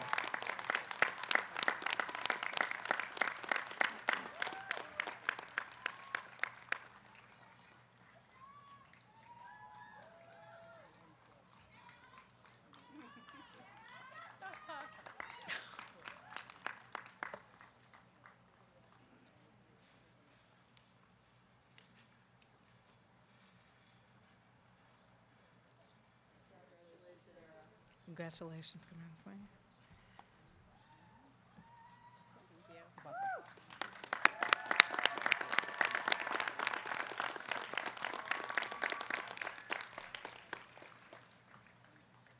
And the McCabe Engineering Award, established by Thomas B. McCabe, class of 1915, is presented each year to the most outstanding engineering students of the graduating class. This year, I have the honor to present the McCabe Engineering Award to Yi Yin Yolanda Hugh and Eric Andrew Olson. Yi Yin and Eric, would you please come forward?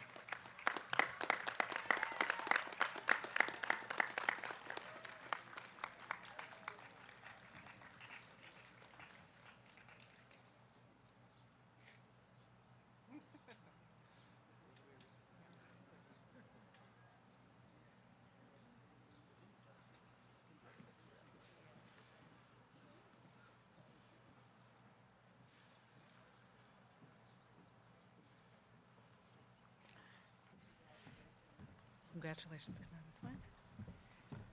Do this. Wait. And would you wait here? I think, is Eric coming or is he not here? Okay. Okay. So we'll have to give Eric his certificate at another time. All righty.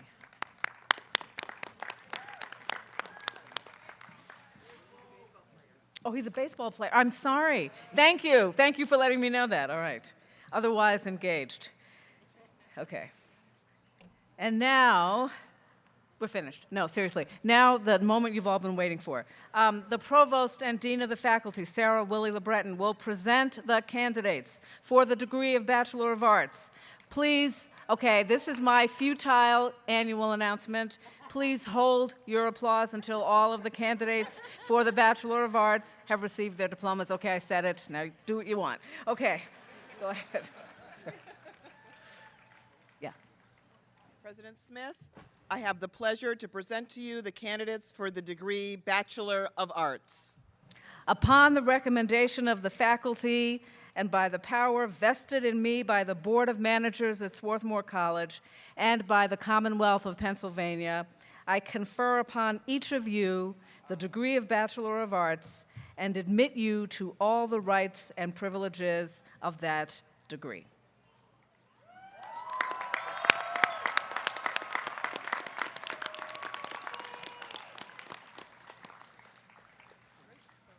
And we're off.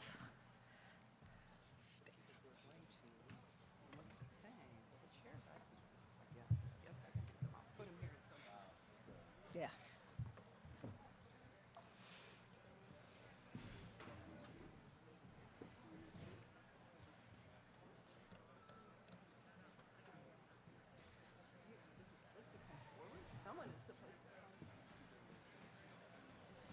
Damn it. Okay, can you not? No, we're good. We're good. I think this is close enough. You need room to get through, but I can reach. Okay. All right. So I just stand here at this point. Yes, you do. That's right. Actually, as long as you stay on your F. Saeed Abdi.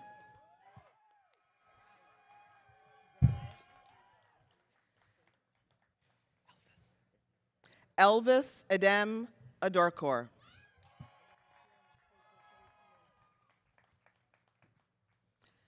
Yasmin Aguillon.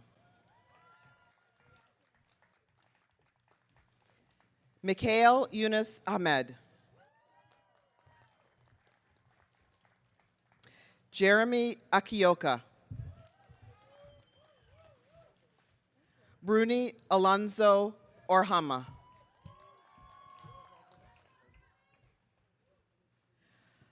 Michael John Alonso.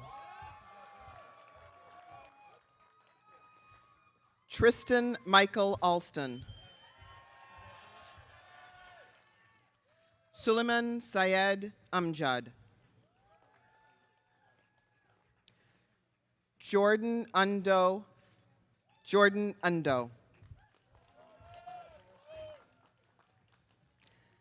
Maria Jose Andrade.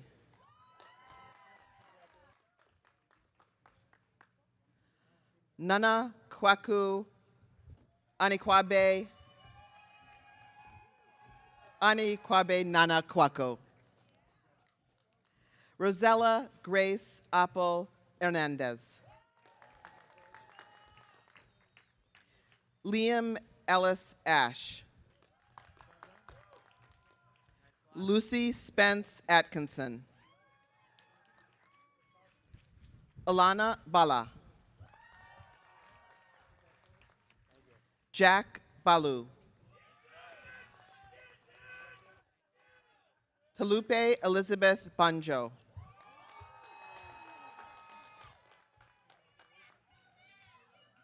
Joseph Barili.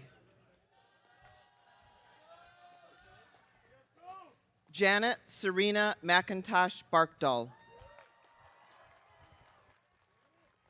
Samantha Rose Barnes. Eva Barone.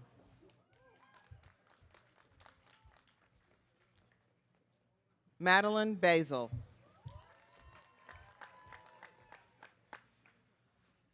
Cody Bashtan. Abhishek Deb Batina.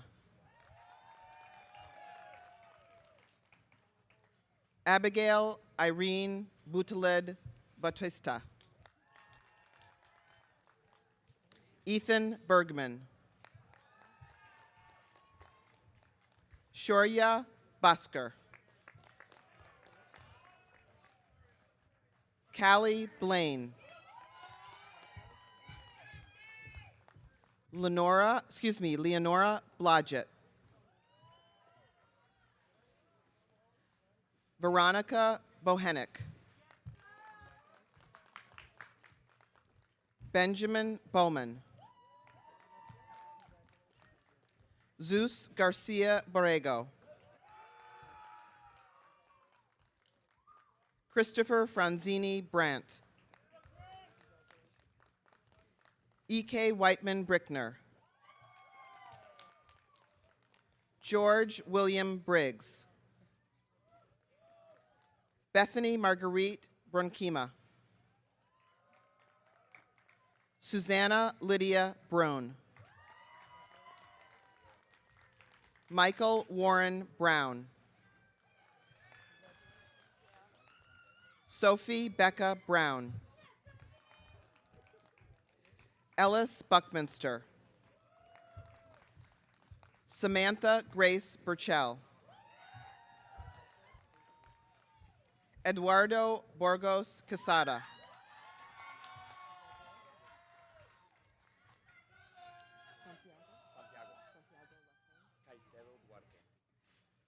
Santiago Caicedo Duarte.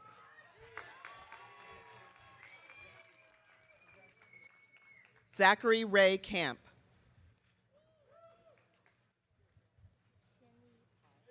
Chinny Tao.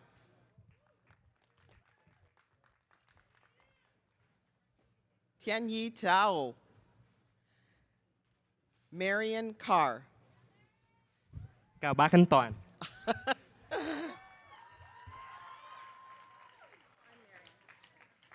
Marion Carr. Marcos Roberto Castro.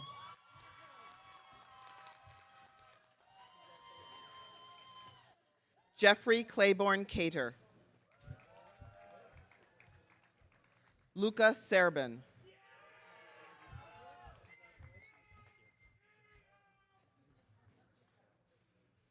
Matthew Sarup. Sade Chambers. Dylan Chon. Jiwoo Chang. Han Chen. Kenny Chen. Zitong Chen. Carolyn Hannah Cheng.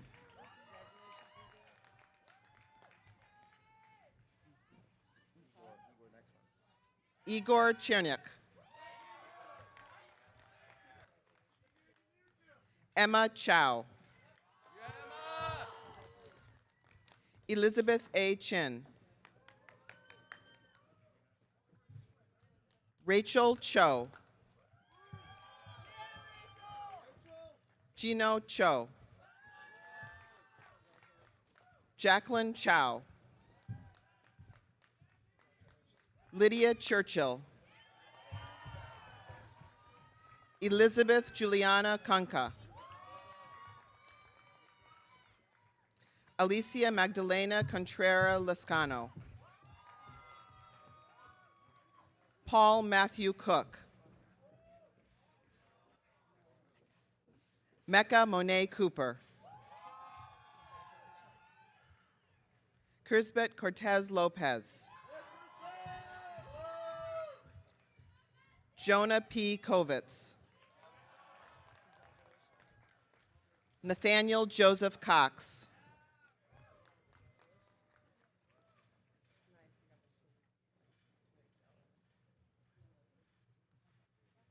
Noah Chris.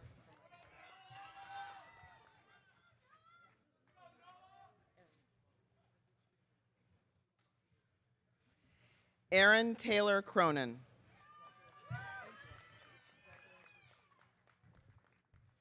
Thomas Aaron Dalek.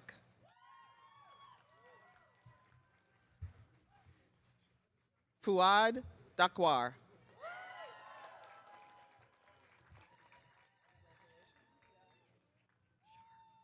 Shar Hayes Daniels. Kevin Rank D. Biru Tesfa Dejini. William Kendall Dengler.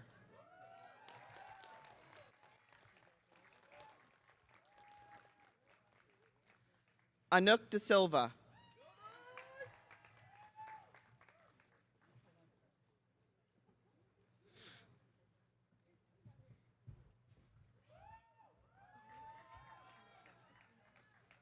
Grace Dignazio.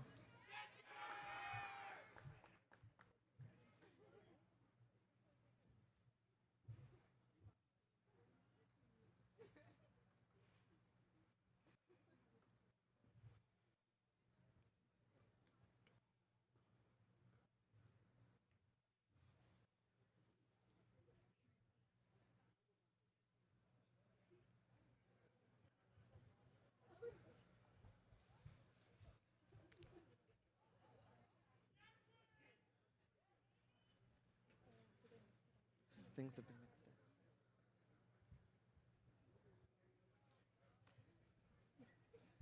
Liquid time.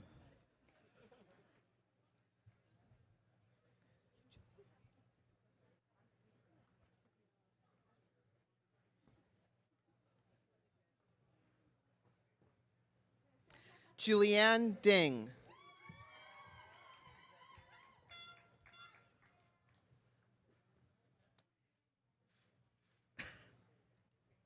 Eric Dolores.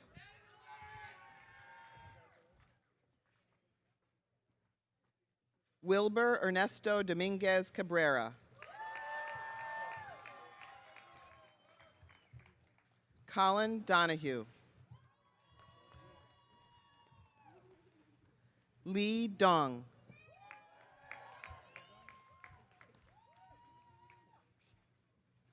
Shay Lorraine Downey.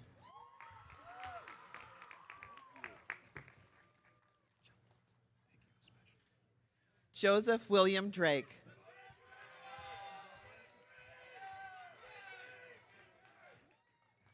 Ben Drucker. Emma Jillian Dulski.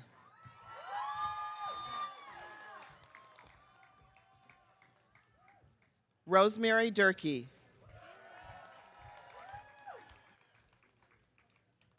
Salam Itzaya. Amy Salam Itzaya. Apology. Leslie Eileen Espinoza.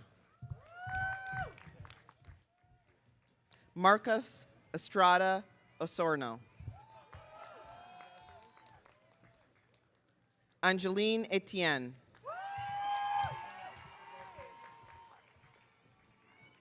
Alberto Felix. Lucy Deniergard Fetterman.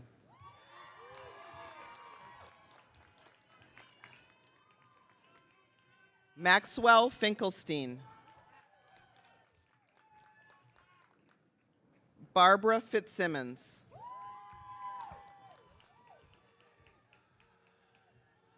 Gwyneth Marion Fletcher.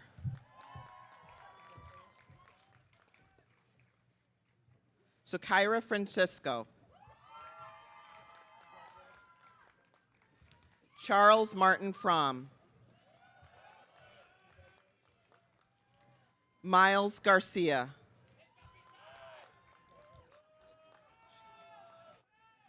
Iotaji George.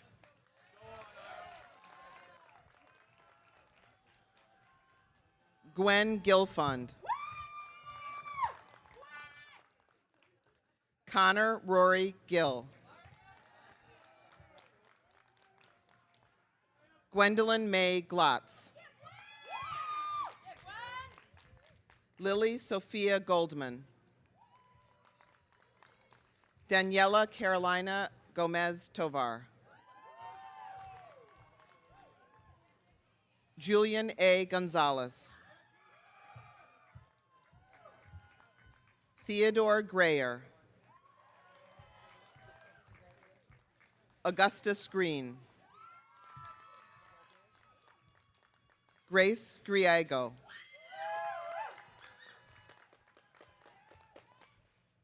Jared R.E. Groff.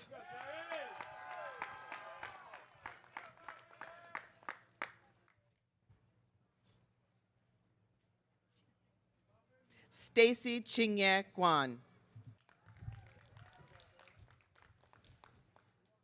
Ruby Guerrero. Neil Gupta. Kira Hall. Cleo Hamilton. Emily Helen Rose Hapgood. Connor Michael Harkins. Amy Harris. Scout Noriko Hayashi. Summer Heidish. Rohan Hejmati. Oliver Levin Hicks. Laura Herry. William Hoganson. Hannah Holt. Naomi Michelle Horn.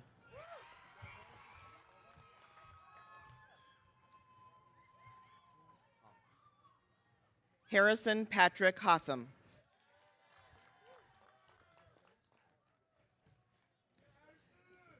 Philip Hu. Yiyin Hu.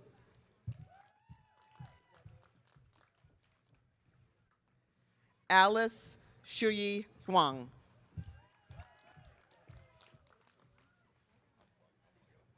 Jane Huan.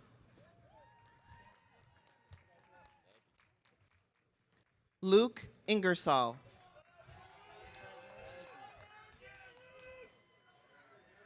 Ryan Burdan Ingram.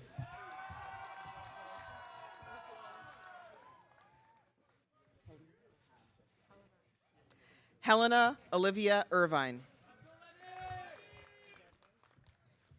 Samuel Milton Jacobson. Zoe Januzzi.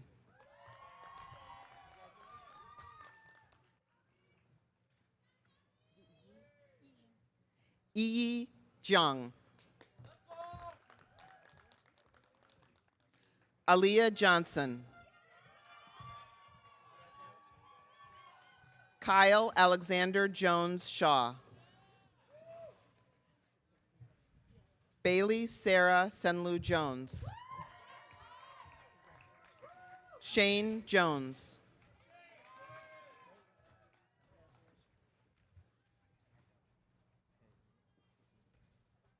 Shane Sein Jung.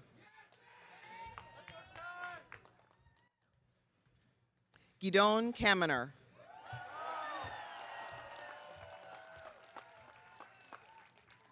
Ruben Kang. Ong Kant. Ava Karolchek.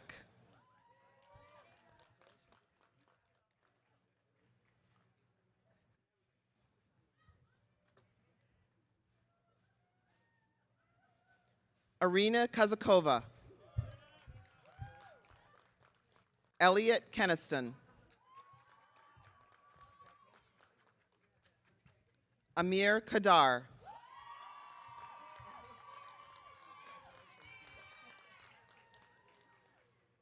Yusuf Khan. Carissa Kilberry.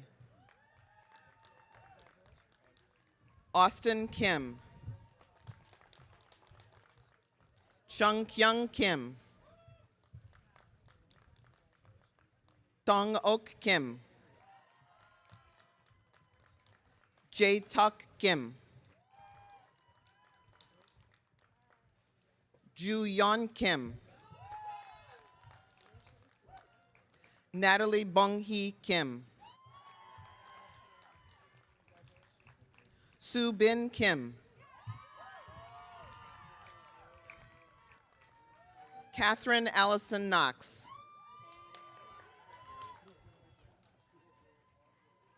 Matthew Joseph Kuski. Michael Hippocrates Caracas. Jonathan Criney. Victoria Elizabeth Kussman. Mia Zhengqi Kwan. A. Chia. Elizabeth Labose. Dean Torrio Ladrido.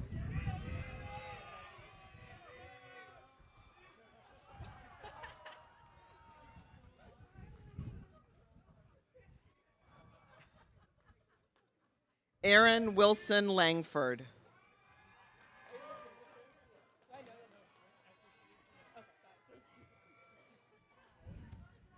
Atanuki Lardner.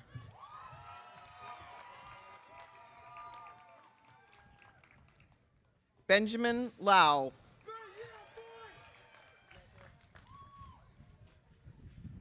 Shady Hanny Lewendi Nashed. Joseph Lawton. Elise Lane.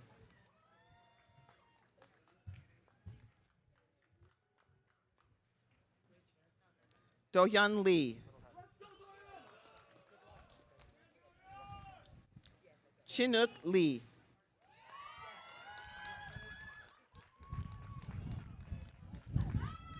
Justin David Chambly Lee. Kyle Casey Drake Lee. Alex Lehner.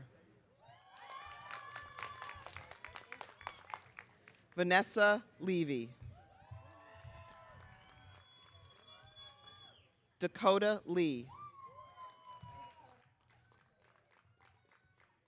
Jesse Lee. Kevin Lee. Chungyang Lang. Iris Chiani Liao. Sojin Lim. Mia Limmer. Juliana Lynn. Rebecca Lynn.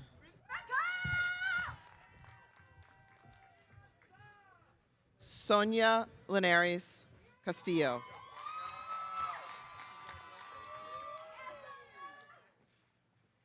Frederick Liu.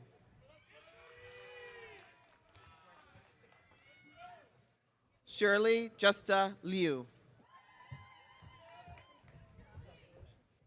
Adam Lloyd Jones. Matthew Joseph Loomis. Andrew Lopez. Cindy Janeth Lopez. Jamie Lopez. Saul Lopez Valdez. Eva Sylvie Lowe. Annabelle Delia. Lynn. Kenny Mai. Ankur Dev Malik. Atticus Maloney. Liam Maniscalco.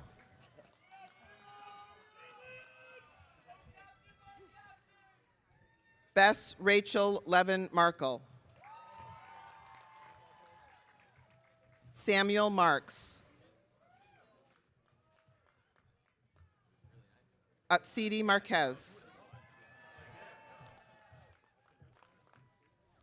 Gabriela Martinez Hernandez.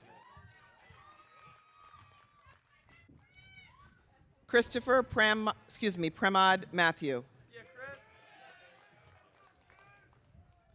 Aiden Tanner McKay. Riley McLaughlin. Drew McMahon. Evan McNall. Samantha Meacock.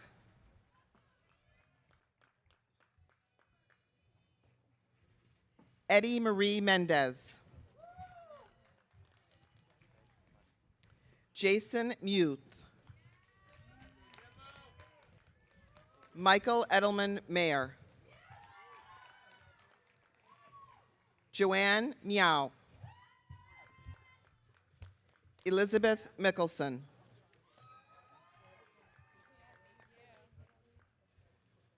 Eleanor Miller. Shell Modi. Stefan Moeller. Abid Mohideen. Miriam Moore. Simon Moore.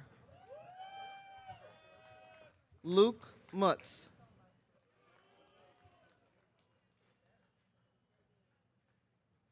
Kulan Namjil Suren.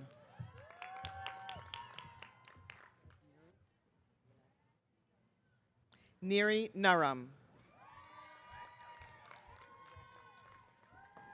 Matthew Atticus Niels. Luke Dynamite Newwriter.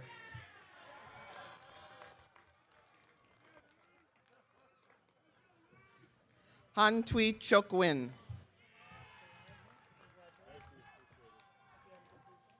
John Alexander Nichols Daly. Shiko Jiroge. Owas Nurani Kamtakar. Owais Nurami Kamtakar. Emma Novak. Alyssa Christine Nicole Ogle. Andrew Olson.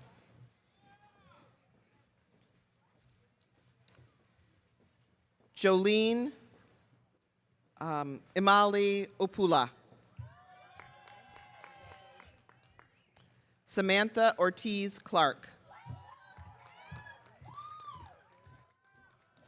Leah Owen Oliner. Jennifer Page. Madeline Alexandra Lenhart Paulden. Daniel James Pantini. Corinna Popke. Hewan Park. Emma Jasmine Parker Miller. Noah Parks. Celia Parts. Joel Paulson. Brendan William Penfold. Sorry. Amanda Lakshini Pereira. Amandi Lakshini Pereira. Andreas Perez Carrera. Otis Peterson.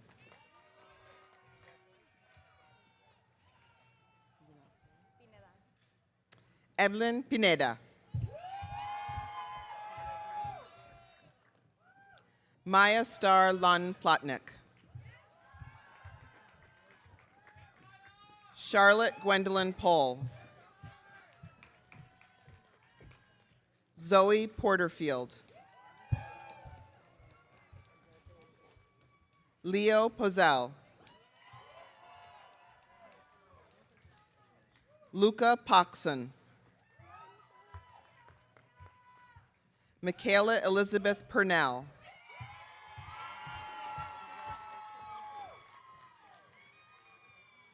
Ashley Pion.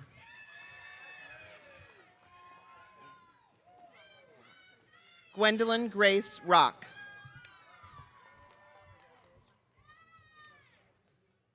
Martin Rakovchek. Muhammad Ghazi Randhawa.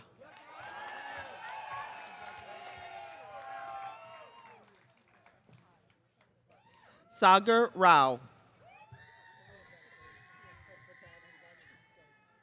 Catherine Reeves. Elizabeth Resendez.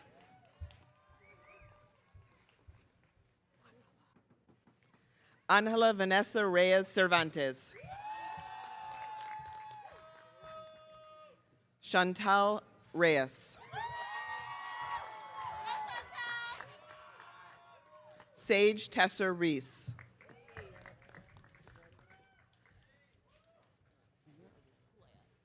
Leah Caitlin Fernando Rich. Caleb Richmond. Olivia Angela Robbins. Jeremy Rockaway. Miranda Capri Rolant.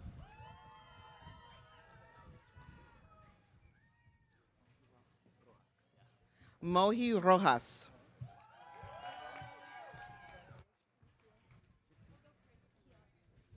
Kiara Lee Rosario. Jordan Rothschild. Joshua Samuel Rubenstein. Norika Sa.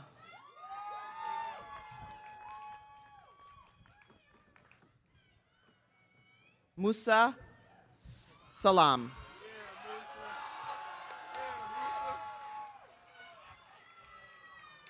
Omar Salah. Abbas Salah.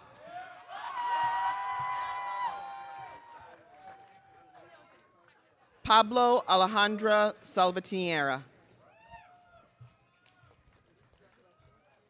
Destiny Samuel. Brigitte Sangha. Chloe Savage. Benjamin Stokes Schaefer. Alexandra Sheave. Ruby Schlaker. Theodore Rex Schrader. Joseph Steele Scott. Alfred James Quincy Seivold. Chelsea Semper. Wen Hua Sheng.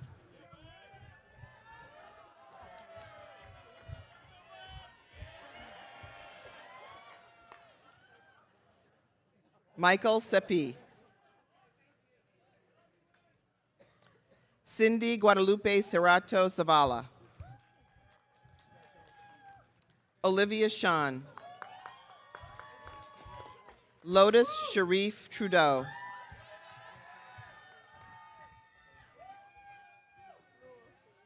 Lul Sharif.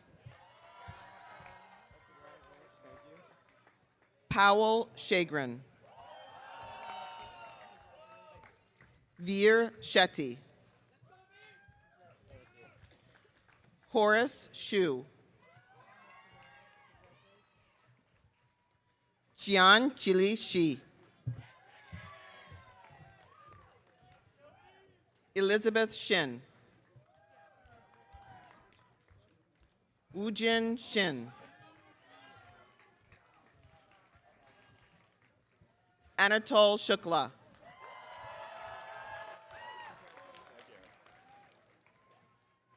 Borkat Azim Shiktor. Katie Alondra Silva.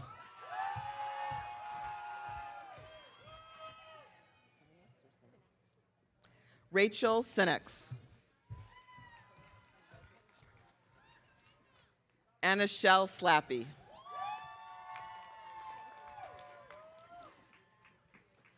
Anya Slepian. Cameron Elise Slosky. Chase Smith. Olivia Jane Wellner Smith. Hannah Sobel. Bilal Sakuna.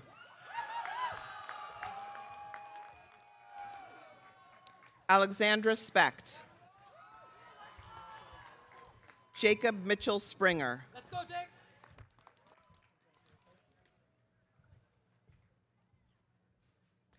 Hariharan Srinivas Salu. Shruti Srivastan.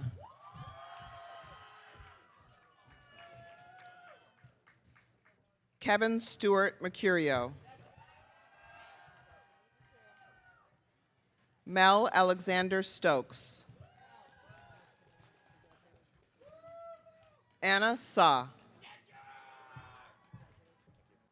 Max Albert Sundgren. Satya Suresh. Madeline Cynthia Sutliff. James Pritchard Sutton.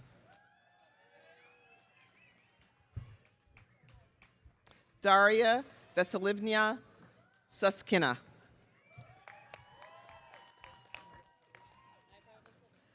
Renali Tasker.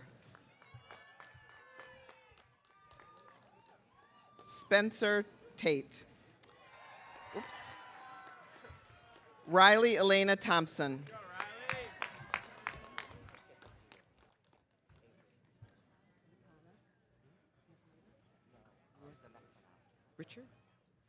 Richard Tien.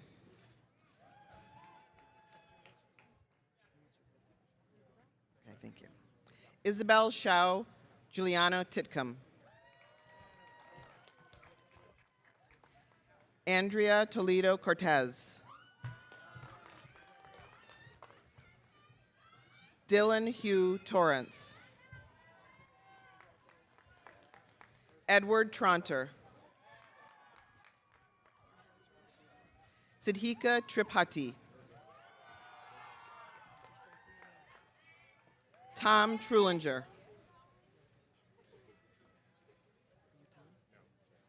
Justin Hausman Tucker.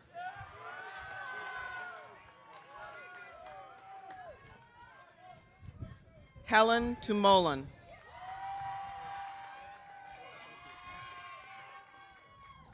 Murtaza Ukani. Aaron Jacob Urquidez. Theodore Rosenthal Uy. Mario Va Friadis. Cheyenne Valenzuela. Sonia Varma.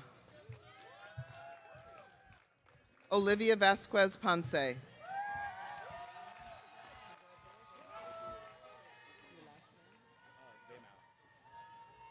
Nathaniel William Vemau. Dulce Guadalupe Ventura. William Vespel.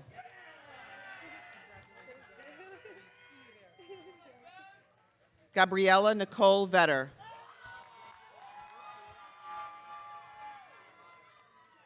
Genoa Genesis Ruth Waldron. Tristan Alexander Walker Andrews. Christina Wang. Jaiming Wang. Pinyang Wang. Runze Wang.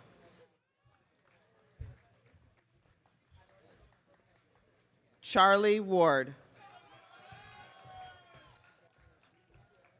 Owen Philip Webb. Sarah Weinschell. Jacob Weitzner. Silas Clark Westfall. Alexander White. Shoni Chattopadhyay White. Sydney Louise White. Tyler James Tamir White.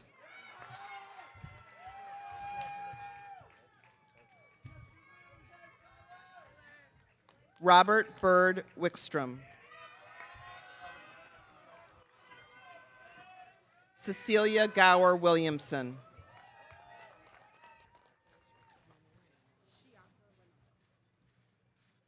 Oh, so Aaliyah's not here. Aaliyah is not here. Shiaka Renata Wilson.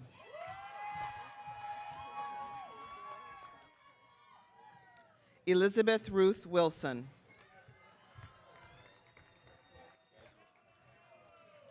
Ian Withyberry.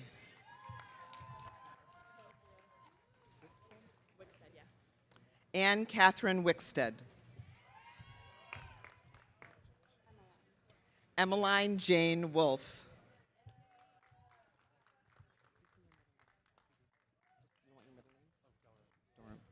Peter Doran Wu.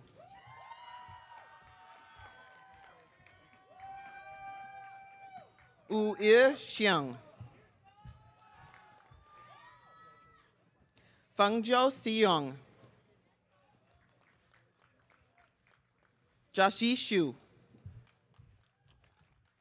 Hawi Shin. Veronica Yabloko. Yifan Yan. Daniel Sungham Yang. Kele Young Sam.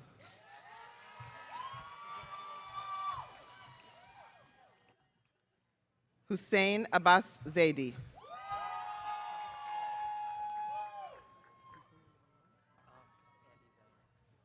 Andy Zhang.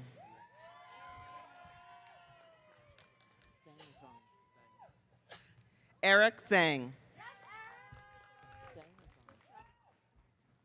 Lindsay Zhang.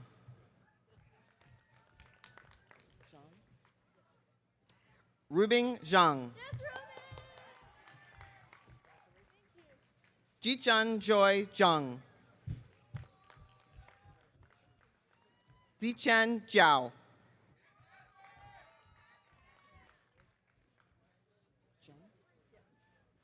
Tiffany Zheng. Sijang Zhang. Robert Michael Zygmunt.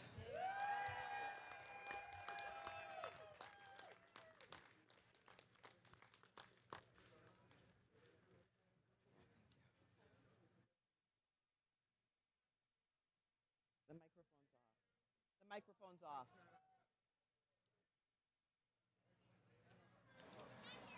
I know. There we go. I was just giving you permission to applaud those who have just received the BA degree.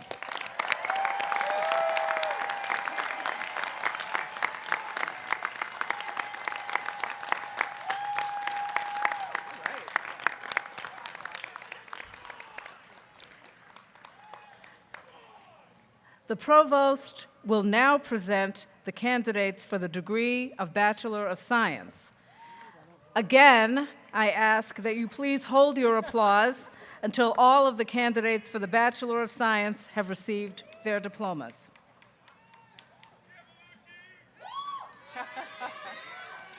President Smith, I have the pleasure to present to you the candidates for the degree Bachelor of Science.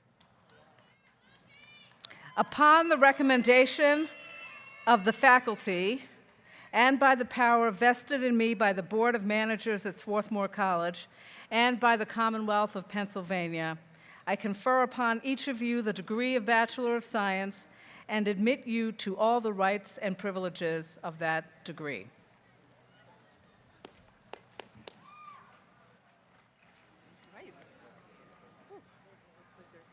Oh, is this the prank now? Okay. Got it. Okay.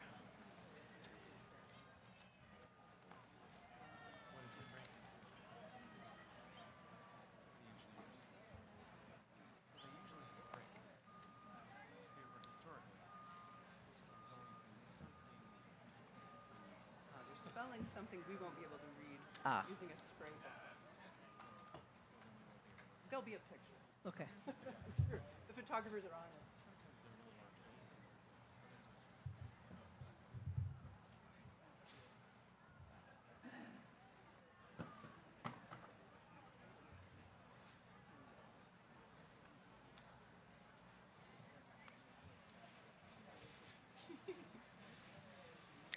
Have I already? I did read this, right? I already read this? Yes. Okay, got it. Yes, So it's now all I'm good. cool. Okay. The only thing we do is when we're done. Saeed Abdi.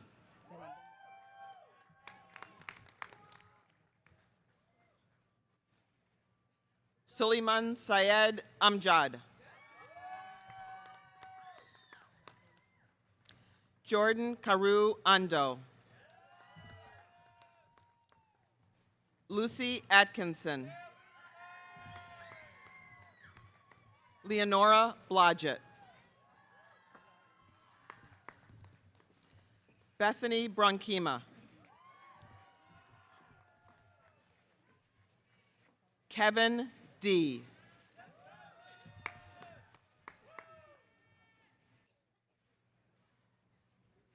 Is Kevin D coming? He went. Sorry. Baru Tesfa Dejeni. Pembra Dorji. Stacy Kanyu Guan. William Lyndon Callender Hoganson.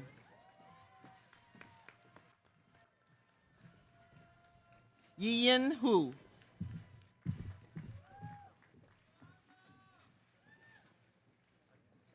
Ahi Jutto.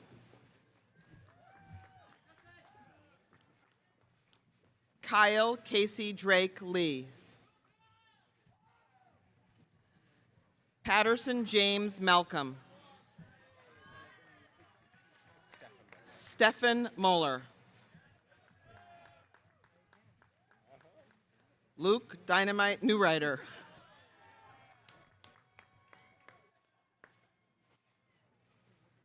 Andrew Olson. Noah Parks.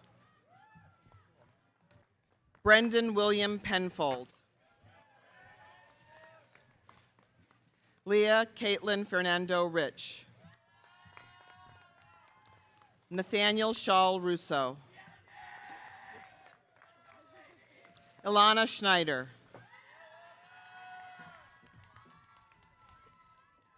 Michael Anthony Seppi. Spencer Tate.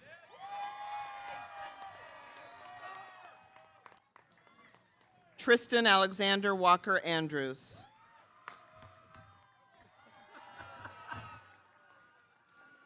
Owen Philip Webb. Ifan Yan. Thank you so much. That's it. That's it for the BS. Okay. All right. Oops. Okay.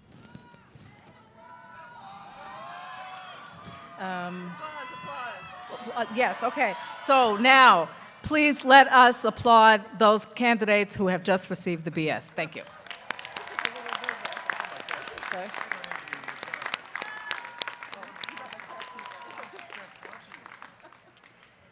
And now we will celebrate the class of 2020, each of whom, in lieu of diplomas, will receive a special gift as they cross the stage.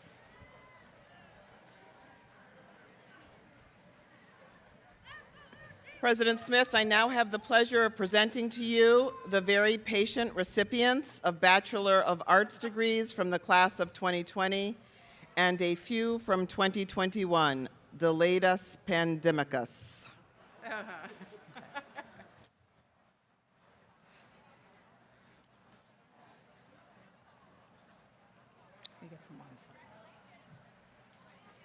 Now, are these people, what's happening here? These are all... They're being out of those, son. Okay. I hope.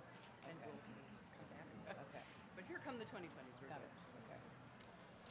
They were bad this morning, but now they're good. What do you mean by that? They weren't in order. They were not in two lines. And they were like not even into getting into two lines. Okay. Okay. They were celebrating again. Okay. So this, yes. And they're not personalized, so we are good. This is completely, there's nothing else. Don't stop. I guess they're saying hi. Hao Chen Wang. Tianyu Blake Wong. Tianyu Blake Wang.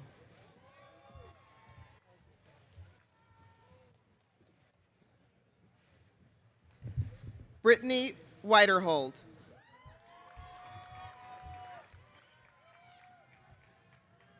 Alana Grace Elliott.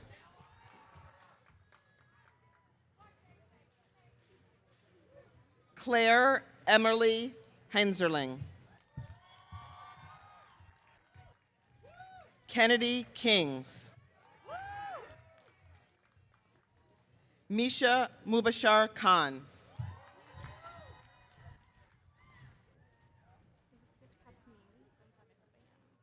Elizabeth Hasmin Gonzalez Arellano. Zina Ibrahim. Woodjerry Etienne.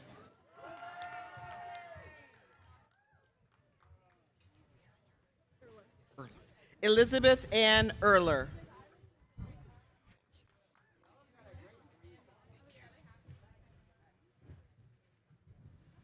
Ayushi Dungol. Paige Ryan Didier.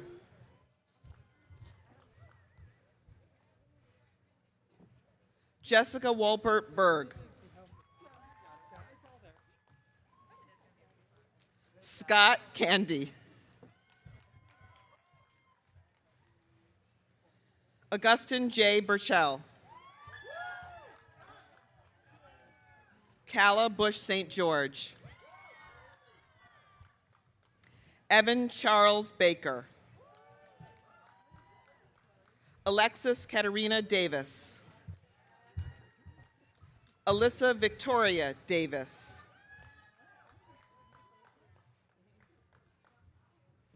Betsy Rose Cohen. Nicholas William Anderson.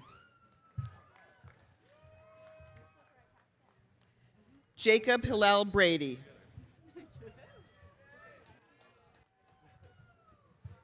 Rashid Deonte Bryan.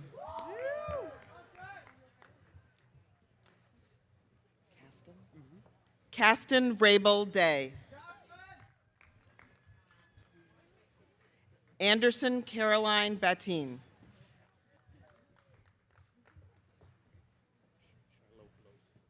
Lucas Charlo Blos Brooks. Sabrine Leah Ahmed. Annie Abruzzo.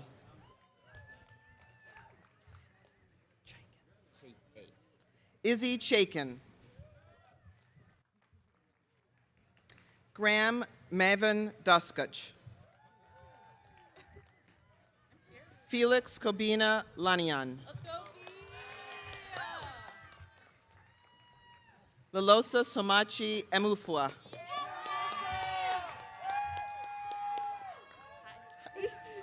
Mayra Isabel Denbraven. Jasmine Charles. Kendall Dirksen. Jasmine Betancourt.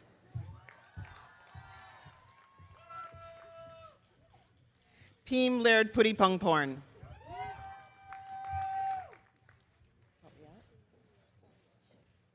Xingyu Claudia Xu. Siyuan Chung. Emma Jade Walker. Phoebe Grace Whiteside. Jason Lee Jin. Ariana Hoshino.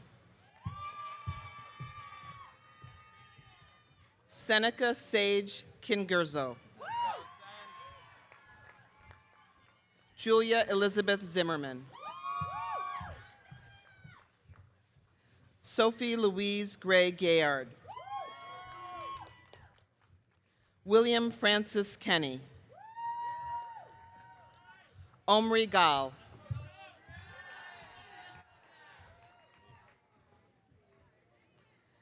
Stephen Fernandez.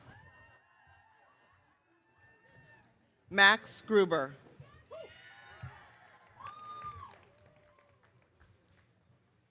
Lillian Jean Fornoff. Megan Emily Jones.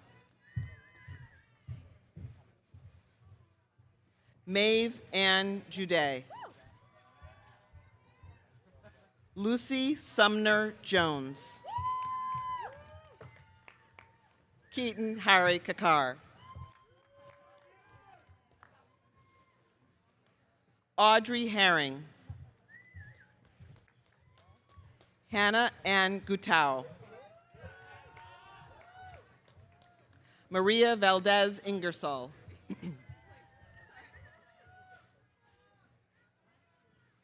Janan Hawe.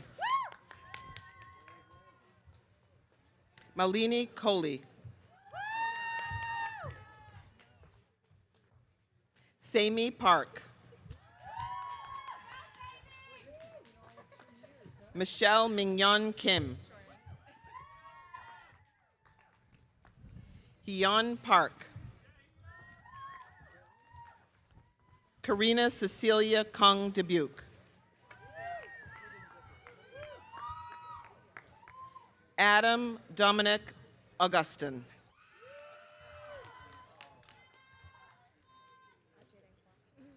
Eveline Ajay Denkwa.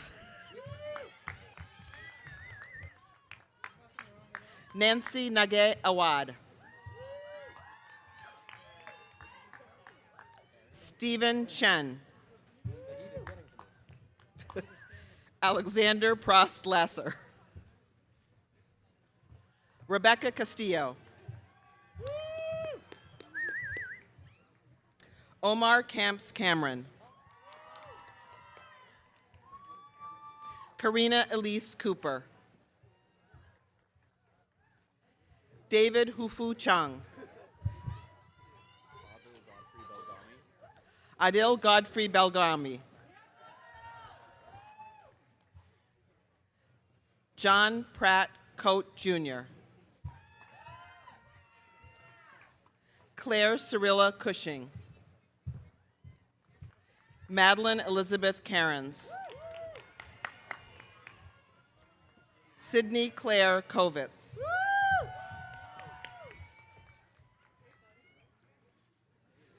Mereda Daniela Martinez.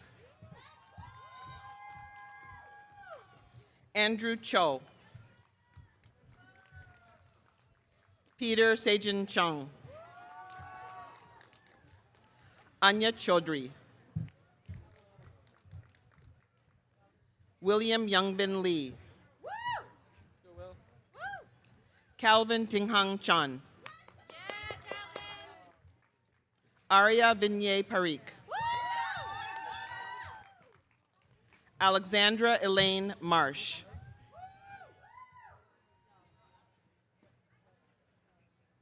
Yanti Veronica Manarung. Min Nguyen. Riju Adhikari. Middle name? Linda Yingchi Lin.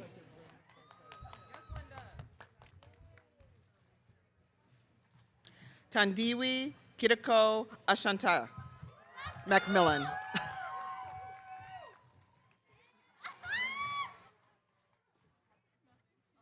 Kira Veronique Mode.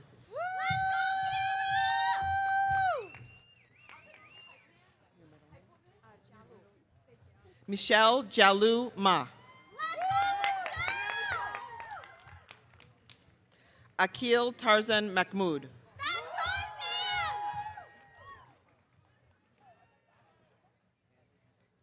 Aliyah Almeida Lucergo. Victoria Lynn. Stephanie Yuching Lin. Faye Fanyi Ma.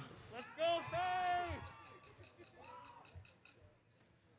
Navdeep Kumar Maini. Laura Helen Wagner. Catherine Lima. Reese Kurtz Manley. Sarah Jane Mango. Zachary William Viscusi. Rachel Ann Vreslovich. Pauline Porter McMurray. Tessa Rianne Hannigan. Eleanor Millette Moser. Ariba Nakvi. Sophie Liala Nasrallah. Winfred Nemlin.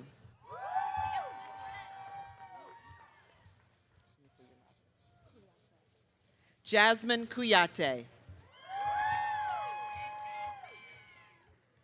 Elise Dominique O'Bannon. Ren Nicole Albioba Odom.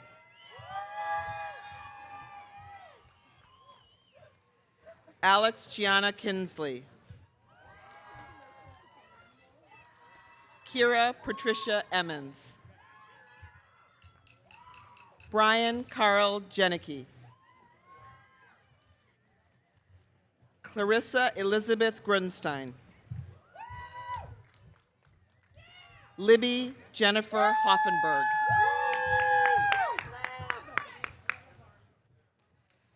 Jonathan David Kay.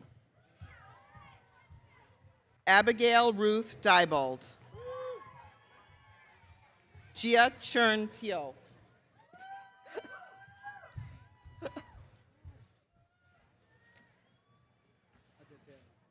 Adatya Jayakrishnan. Jason Gonzalez Villa. Melissa Rosemary Lenoir. Rafi Harris. Amelie Laurel Yadot. Isaiah Noah Posner White. Thank you. Ming Rei Zhu. David Weibel.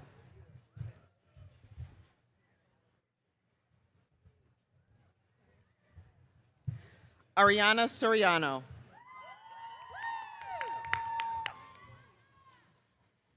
Max Ruben Spangle. Colin Paul Spangler. Quoc Trung Nigel Van Ha.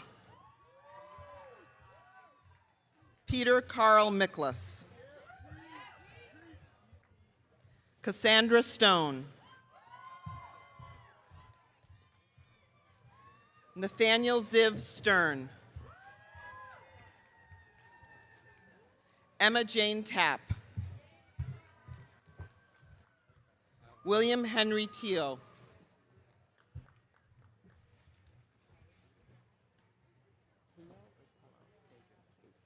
Jorge Luis Tello Garza.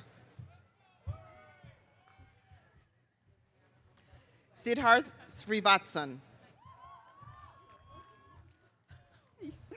Taylor M. Tucker.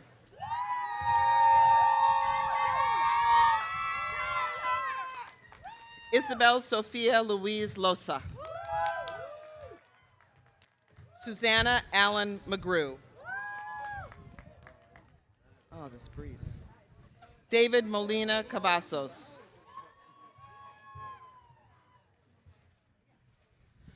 Richard Curtis Mobley Jr.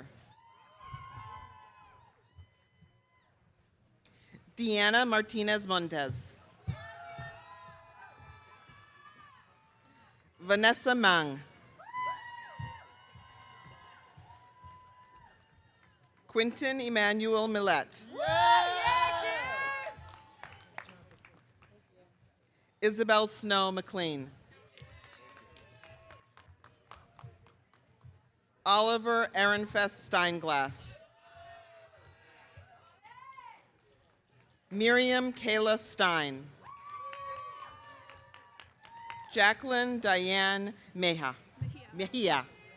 Jacqueline Diane Mejia.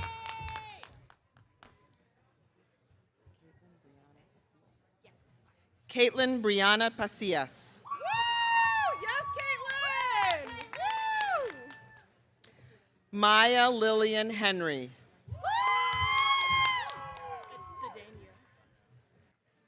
Kiana Janae Ortiz Cedeno. Oops, sorry. Joy George.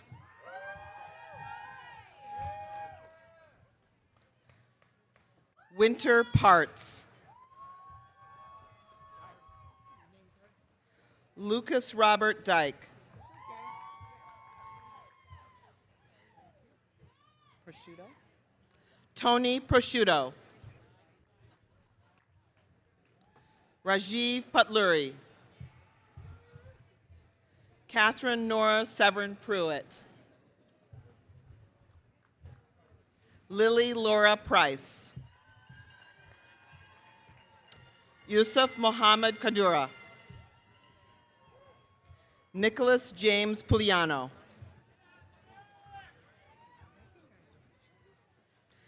Aishna Raganathan. Elora Nimkar Rich. Rose Cecilia Ritter.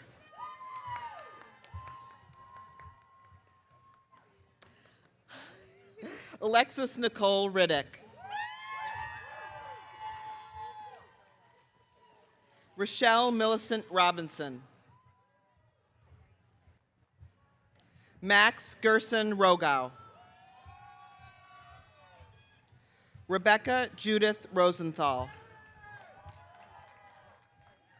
Louise Dupre Rossler. Shane Hannah Rothman.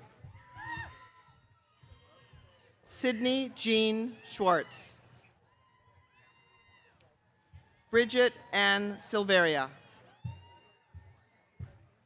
Stuart Clark Silver. Brandon Shee.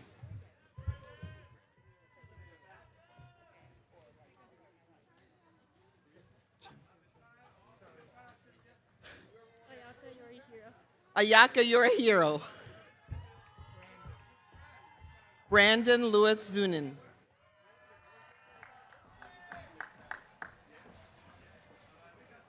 So do they still have, the BSs came up already? We didn't. Were they doing a prank too, for God's sake? And I threw out their, so they can just tell me their names as they come up. Whisper their names to me. Oh, they have new cards.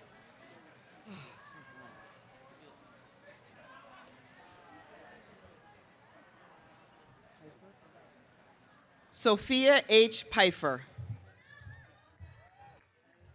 Claire Cyrilla Cushing. Gabriel Stuger. Sarah Jane Mungno. Evelyn Marie Lutz. Kira Patricia Emmons. Hannah Rose Torres. Michelle Kim. David Hufu Chang. Rose Ritter. Nicholas James Pugliano.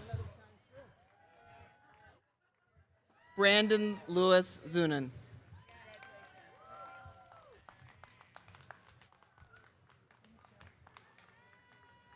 All right. Okay, so can I squeeze through here? And wait till we. Okay. Thank you. Thank you, Provost Willie LeBreton.